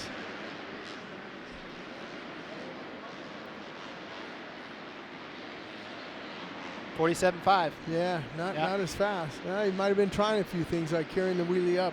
A lot of times when guys pick that wheel up, they're really not on it. Right. You know, because they're worried about looping out. it. Yeah. It looks good. Yeah, super stylish. Alexander Fry's down pretty hard. That's at the end of the big rhythm section over there after they go across the start-finish line. You notice a lot of the mechanics with the signboard just kind of letting the guys know, even though this is a qualifying round, they're letting them know as Alexander Fry now to his knees. He probably got the wind knocked down. Another rider down. I'm not sure if they tangled up together or not. That's Benny Bloss. Benny. Yeah. Benny's back going. It's those ruts, and like we talked about, Andy. A lot of potential there with Benny pushing Bloss. it. He's the 2015 AMA Horizons winner. Gets right up off the ground and carries the front end across the whoops like no big deal. Like I said, a lot of talent. And that's what a lot of guys look for, you know, the teams. They'll look for a guy who, how does he recover from that? And he just jumps back on like nothing happened. That's right. There's the man who leads the points, Malcolm Stewart, on his Geico Honda with his dreadlocks. I can always find Malcolm Predator. on the... Yeah. Jeremy Martin there, number 6. Not a lot of, all the guys are double, singling, you know, it's just telling me that the ruts are getting bad. 45.4 for Malcolm Stewart. Full second faster than Jeremy Martin, who's in second. Martin DeValos 3rd, Aaron Plessinger 4th, and Tyler Bowers rounding out the top 5. Gannon Audette in 7th there, so he's putting that Monster Energy Pro Circuit Kawasaki to good use. Let's see if Malcolm's going to go on another hot lap here. There's Jeremy Martin. Looks like Jeremy might be on one right now. Yeah, attacking. You got to go. 3 minutes and 35 seconds left. Right. You know, I know Jeremy Martin really wants a Supercross championship. He's 2-time defending 250 outdoor champion, but he's, you know, rumors are he's already signed his 450 Supercross contract for next year. So if you want to have a future in motocross racing, you have to be good at Supercross. And I think he's really stepped his game up, and I think he really wants to prove he can win in Monster Energy Supercross and win championships. As he's, you know, latched on to Malcolm Stewart right here, this is cool to watch. Nothing like going after the guy with the red plate, see where you're at. Well, it looks like Malcolm wants to try to drop that lap time down. So that, you know, even though Malcolm pulled over, you saw Jeremy at least made the pass. Oh yeah. He's going to back out, but not after he went past him. You know, those little games like that. Head with your games. Exactly. It goes a long ways.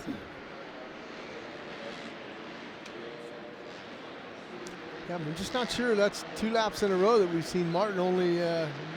That's a real nice. Malcolm Stewart put his left hand up, let the other guys know, hey, Yeah. I'm not tripling or doubling this section. I'm going to roll it. Yeah, that was Jeremy's best lap, a 46.3. So he's in the hunt right there. Still a second off of Malcolm, 9/10. So got to find something somewhere. Let's see what Martin's this last lap came in. Yeah, 54.9 for that last lap. So he might be on. I think Malcolm's okay with where he's at right now with that 45.4.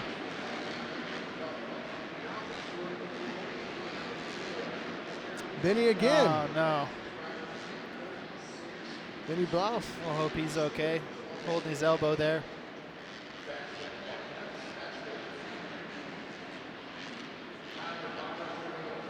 Jeremy Martin, Malcolm Stewart now into the pits. See Alexander over Fry. a minute to go. Alexander Fry's called it off, right? Yeah, his bike there. He's getting looked at by the Asterix Mobile Medical Team. Oh, there's Benny's crash. Letting go over the finish line. Oh. The ruts in the face of the finish line. I'm turning around and look at him right now.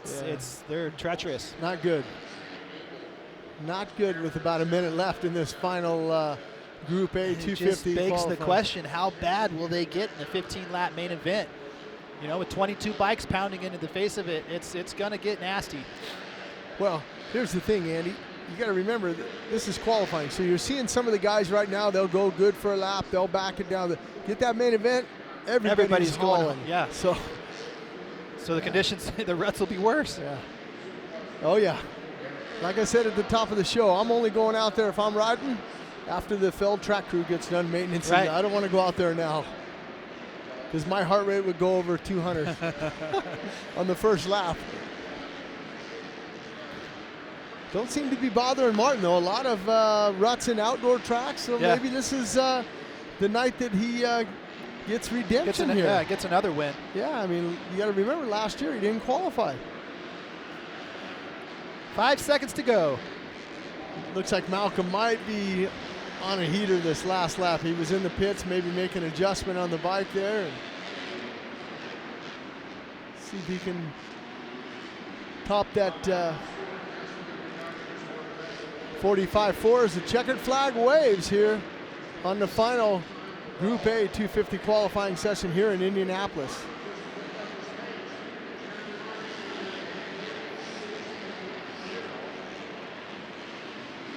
Tyler Bowers, you know, he's a guy that's won a couple heat races and knocking on the door of a podium, but he would be pretty pleased to get a podium and get his, you know, the second half of this championship for the 250 East kick-started for him. Well, he's sitting third right now. There's Benny Bloss's bike after bailing over the finish line. Keep our best thoughts and prayers with him. Hopefully he's okay. Seemed to be holding his elbow. He's okay other than that. There you have it.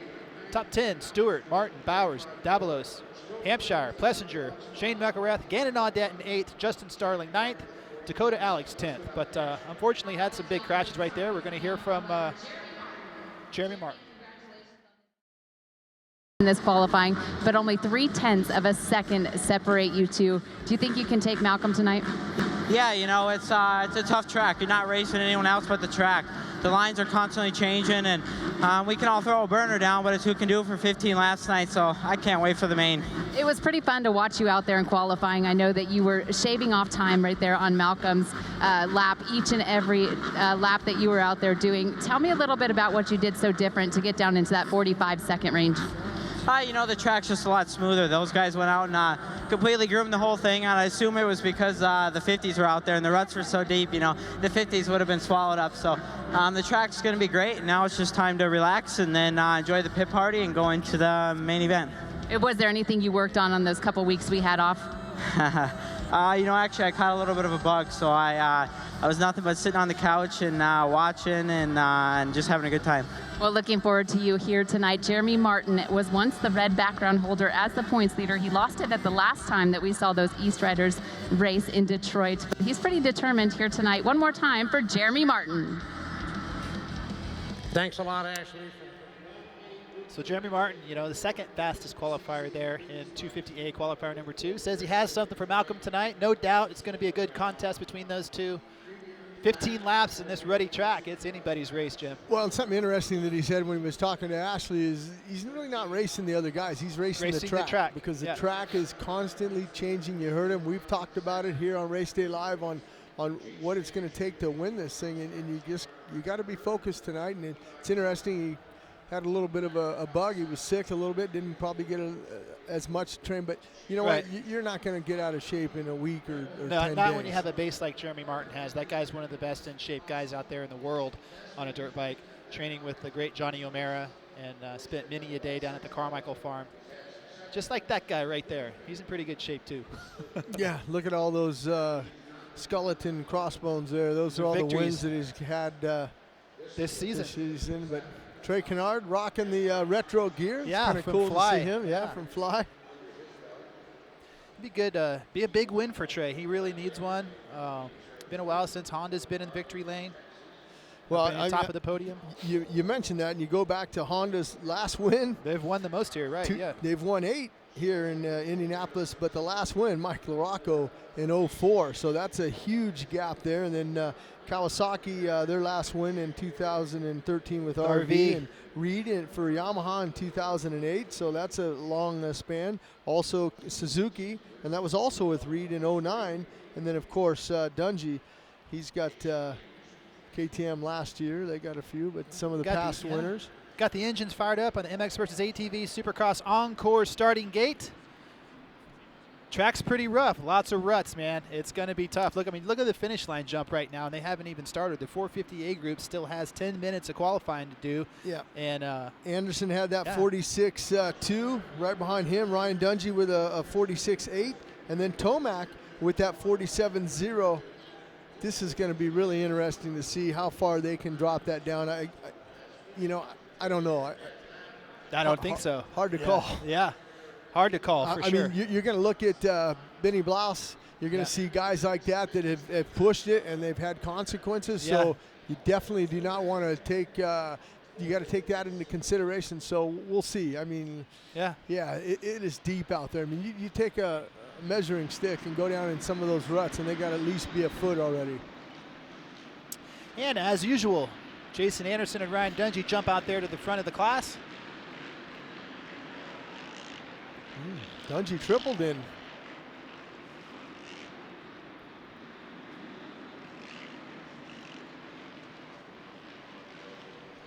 Remember last year with Anderson and Baggett in qualifying? Yeah, I sure do. Baggett put him down hard with extreme prejudice. Yeah. Yeah, apparently that one had gone back a week or two, and it was just time for payback.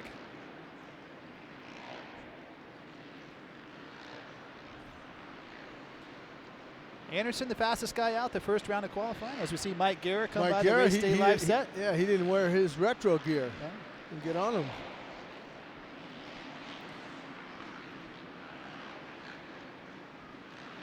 Nine minutes to decide who's going to be the fastest qualifier here at round 13 in Indianapolis. Might be that man right there. Seems to be flowing around the track and through the ruts pretty well. Well, let's see what this first lap is when he comes across the Monster Energy finish line. Let's see here, 47.7. Golly, I still ride, Jim, and I like to think I go fast. And when I look at somebody like Jason Anderson skim that Dragonback section, it just gives me the chills. I don't know how these guys are able to do some of the things they do. It's called practice. 3 or 4 times a week. Yeah, being 22 years old don't hurt either. No. Amazing, though. Best Supercross riders in the world. They're going to put on one hell of a show tonight on Fox Sports 1 at 7 p.m. So you're watching Stu, his retro bike. Made a suspension change. He's running the spring forks on that Showa front end there. Oh, look at Dungey running it in there on Anderson. Yeah, he caught him from a few bike lengths back, so that's got to feel good. Practice is practice, qualifying is qualifying, but when you can make up ground on a guy, and Dungey looks like he's riding at about 70% right there. Well, he's also at the top of the leaderboard with a 46.9. And how about Josh Grant, 47.1? Good to see Josh Grant up there. Anderson's down. Just slid out in the corner there. No harm, no foul. No big deal. Where's our boy that we had on Race Day Live with that interview? Kristoff Porcel in 17th. Let's see where he ends up that He last won't stay lap. down there. Ooh. Uh-oh. Bogle's Bogle. down. Looks like maybe a radiator hose came off. We're watching Anderson. Just lost the front tire. Just pushed it a little bit. Well, and I think what happened is it's down to the Cooper tire tough block might have grabbed that front brake also. Stop the front wheel, right.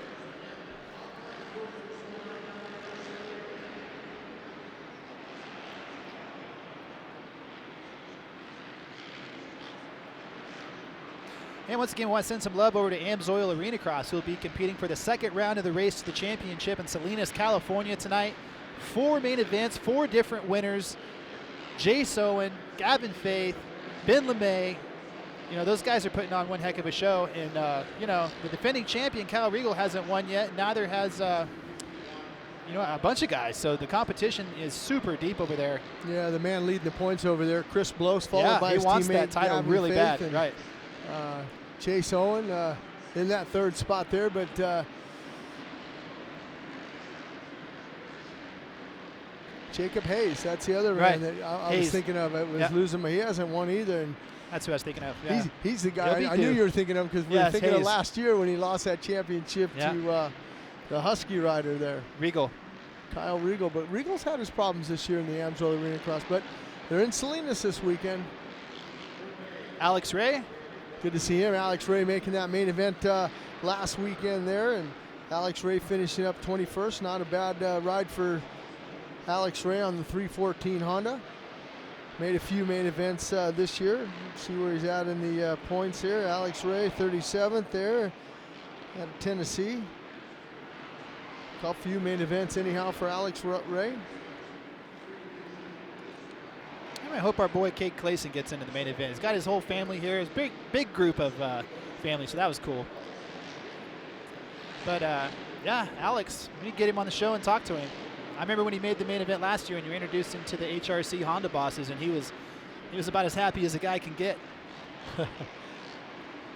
He's going to go and make a mechanical. He's going to go into the mechanics area there, and like you said, Alex Ray bumped up 18th with 51.1, so not bad. What was Kade Clayon's time? I think right around there, right? Pretty close to that. Yeah. With a little under 5 minutes to go, top 5, Dungey, Roczen, Canard, Grant, Eli Tomac. So the 2 Kawasaki's in the top 5 there, Jim. Pretty good to see that. Yeah, and right behind Tomac there is Bogle, Anderson, Brayton, Reed, and James Stewart. Rounds out your top 10. Reed and Stewart. I don't know, we talked about it earlier in the show about Reed and Stewart, maybe this, but podium. You're looking at the qualifying and you're going, I don't know. How many times has Reed did it in his career where he's back in 10th or 11th, 12th, and he ends up coming out and winning? Hole-shotting the main event and winning it, yeah. I don't know. We're going to do our Rocky Mountain ATV fantasy picks here in a little bit, and I'm still running that through my head. I was actually thinking those exact same words, Jim, as you were saying them. Do I leave Stu and Reed in the podium? Not if I'm judging by qualifying. Yeah. But you usually can't, like you just explained. Kurt Benke, he kind of weighed in and gave me his picks, and he's going with the number 1. He's going with Roczen in 2nd. Those are safe picks. And he's going with Anderson. And Solid. I said, well, that's exactly what they were in Santa Clara. But that's not a bad pick, out there. And his wild card, he's going to go with Graham. We want to wish his wife, Kim, it's her birthday today. They're listening in Minnesota. Cool. All the boys in, talking to their mechanics. Barsha, Stewart there. This thing's not working. It's kicking. It's doing this. It's doing that. And Pike's down. Looks okay, though. Also has his retro gear from Fly Racing. Retro bike. So the JGR guys playing along with the theme. Ken Roczen jumps up to the top, 45.9. There's Reed. Wow, what is that, 300ths faster than Dungey. So a 45.96. No, it's 9,000ths faster. 45.96 to a 45.96.9.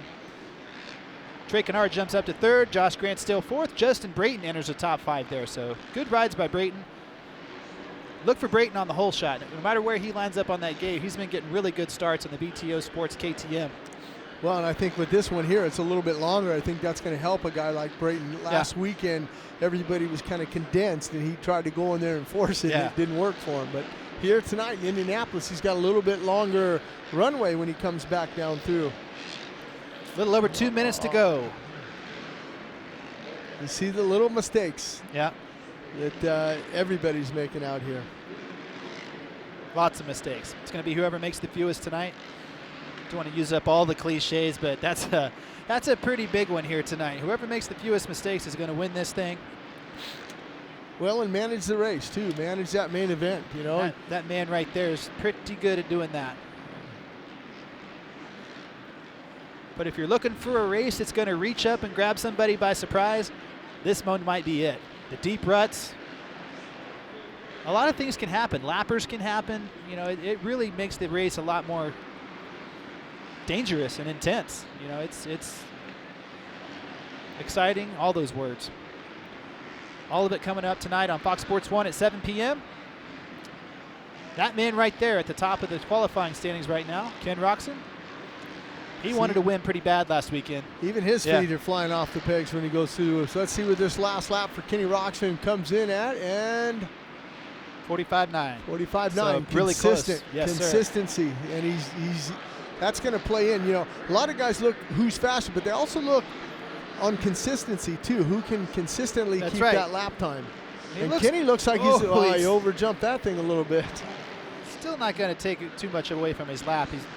No, I think he's. I think he's. We got about 55 seconds left, and he's on the clock. He's trying to jump this thing down, but my buddy came up to the top. Kristoff Porcel, 45.5 for Kristoff Porcel. I knew he had it in him when I was interviewing.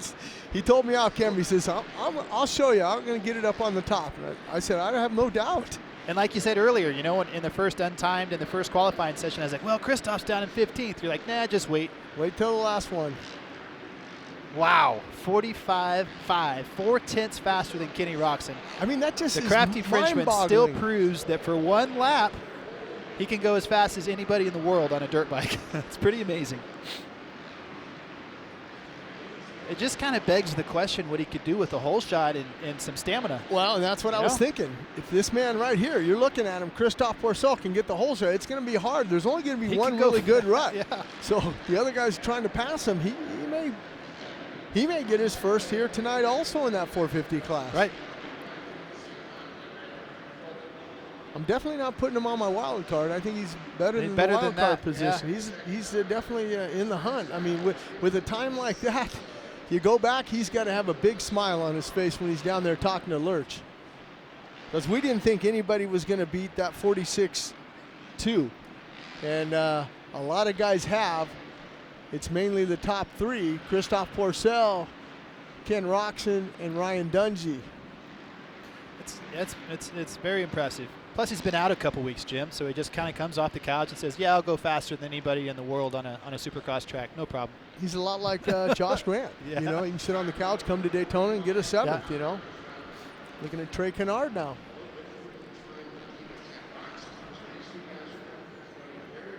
Well, there's the man. We'll go through the top 10. Porcel, Dungey, Roczen, Anderson, Canard, Grant, Brayton, Tomac, Bogle 9th, Chad Reed 10th. James Stewart is 11th. So Reed and Stewie not feeling it so much in qualifying. Like we just said, that can change a lot for the main event. But it's going to be interesting to hear from Kristoff Porcel and Lurch. Look at the ruts in the rhythm section, Jim. Wow. I'm looking at him. You're going to see him on Fox tonight, Fox Sports 1. You're going to see how deep they are. Lurch is getting ready to talk to Kristoff Porcel. Let him get his helmet off there. Don't forget to watch our post show, you know, on YouTube tonight, and we'll be down there standing in these ruts at the end of the conclusion of the night. The Rockstar Energy Factory Husqvarna, the 377. It didn't show up on the beast as you being the #1 qualifier, but you went 45.5 and pulled off a big one. And welcome back. Yeah, thanks. You know, it's a tough track today, and it feels good to be back. You know, my neck is still a little sore, but you know, the doc said I can ride, so I'm happy to be here. The team is amazing, and my bike's still good, so it's very good to be back. You know, so many times in your career, we have seen you, when it gets really rough, you find a way to be smooth, nail your lines, and obviously you did it on that last lap. Yeah, for sure. You know, whenever it's ready, me and Marvin are very good. are very good jumping the stuff, but I didn't think I was going to pole today because especially I come back from 4 weeks off and I had a big crash. I don't know if we're going to see it on TV, but yeah, very, very, very scary crash, and I'm happy to be okay, and big thanks to the team because they're very amazing with me. You know, you've always said that the Rockstar Energy Factory Husqvarna, it feels like family, something you haven't felt in a while. Yeah. You know, the goal for me is to stay with them for as long as I can, and I just love the Husky. I love Rockstar, you know, and the team's amazing. You know, I've been going to a lot of teams, and you know, now I feel I'm home now, and you know, everybody's just amazing. They try to speak a little French with me, but you know, they'll learn. You know, we have a few years contract still, so you know, eventually they'll speak a little bit more. Well, we're happy to have you back at Supercross and back in the race mode. Kristoff Porcel, the 377, your fastest qualifier of the 450s and 250s. Yeah, he is. So you heard it from Kristoff right there. You know, seems pretty happy, but not very surprised. So I think he has a lot of confidence that he can go out there and do that. You know, let's be see the fastest guy. Yeah, let's see who's playing the RM Fantasy if they pick him to win tonight or put him in the podium. I mean, God, how do you leave him off? Well, 20 laps is a long time. But you bring up a good point. This is the third and final Rocky Mountain ATV MC Fantasy segment. Let's do it.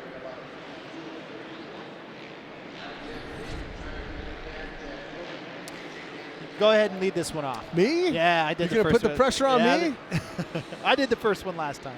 Yeah, I have a feeling that for the win. Yeah, I think Dungey. Yeah. I just, you know, how do you leave him off? He won last year here. He's just on a roll. He back-to-back wins in Santa Clara. You know, he's leading the points. I think he gets his 7th here. Yeah, I don't quite know who to put on, you know, after that, but I'm going to put, I think Anderson. Second, and I think Roczen third. Solid. That's what I'm going to go with. Not very dangerous picks there, but No, solid. no. Pretty, yeah, you know, your mirrors the top picks there. And look at, like we said, the battle for the lead there for the Toyota Tacoma. Only a 5-point advantage for Sir Rides a Lot. You know, followed up by Cage Keller there. So you know those guys are watching, and I think I'm going to go ahead and go with Kenny Roczen tonight. Kenny? I think Kenny's hungry. I know he seemed kind of pissed last weekend that he didn't get the victory, and I think he can do it. So Kenny Roczen, Ryan Dungey, in third place, I think Trey Canard is going to get on that podium here in Indianapolis. Wild card, we'll go with Kristoff Porcel for 12th. Yeah, you're going to go for the wild card, huh? Really? Yeah. I think he's going to be in the top 10 myself. But for my wild card, I think I'm going to put Josh Grant. I'm going to go with Kurt Benke. Okay. Kurt Benke says Josh Grant. I think I'm going to go with that pick also. Right. Remember to go to rmfantasysx.com. So, yeah, we have 5 races to go, Jim Hawley, including tonight. And we're going to go to St. Louis next weekend. That's going to be a day race. So remember, Race Day Live will start at 9 a.m. That'll be an early show there, a day race. It's going to be on Big Fox Network at the Edward Jones Dome. Yeah, and then the next weekend after that, April 23rd, we're going to have Gillette Stadium. That's also going to be in Foxborough, Massachusetts. That's also going to be a day race. Right. Then we'll move over to MetLife Stadium. It's going to be a big event there in the Big Apple, setting up the championship. Maybe Dungey wins it there. Maybe he wins it the week before. But it's going to be a big event in MetLife. And then we go to the Las Vegas Finals at Sam Boyd Stadium, and that's going to be a good show. The 250 East-West shootout's going to be off the hook. Malcolm Stewart versus Cooper Webb versus Shane McElrath versus all those guys. The best of the East, the best of the West, all racing for points. And championships are going to be on the line. Yeah, it will be, and that's what I'm looking forward to is that, you know, East-West shootout. Because it's something different they haven't done in the years past, and I think it adds a little bit of mystique to that final round there. And you know, unfortunately, you know, it looks like Dungey might have that thing wrapped up, but, you know, you never know. We still got 5 more rounds to go in that 450 class. Anything can happen, and that's why we go racing each and every week. Right. We want to thank everybody for watching Race Day Live today. Remember, Race Day Live from St. Louis next weekend is going to be 9 a.m. Yeah, we'll have to get up early. That means we're getting up at 5 in the morning next weekend. Right, 1:30 on Fox Broadcasting Network, 1:30 next weekend in St. Louis. So thank you everybody for watching. It's been a good show, Jim Hawley.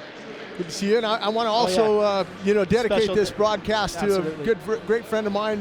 You see him right there in memory of Jim Bam Bam Simons there, passed away, and a former Supercross rider. He loved to come to Indianapolis. He went here and loved Supercross. I'd see him at Anaheim. He went to a lot of events, but our blessings are with him and his family. Yes, they are. Thank you for watching Race Day Live. We'll see you next weekend.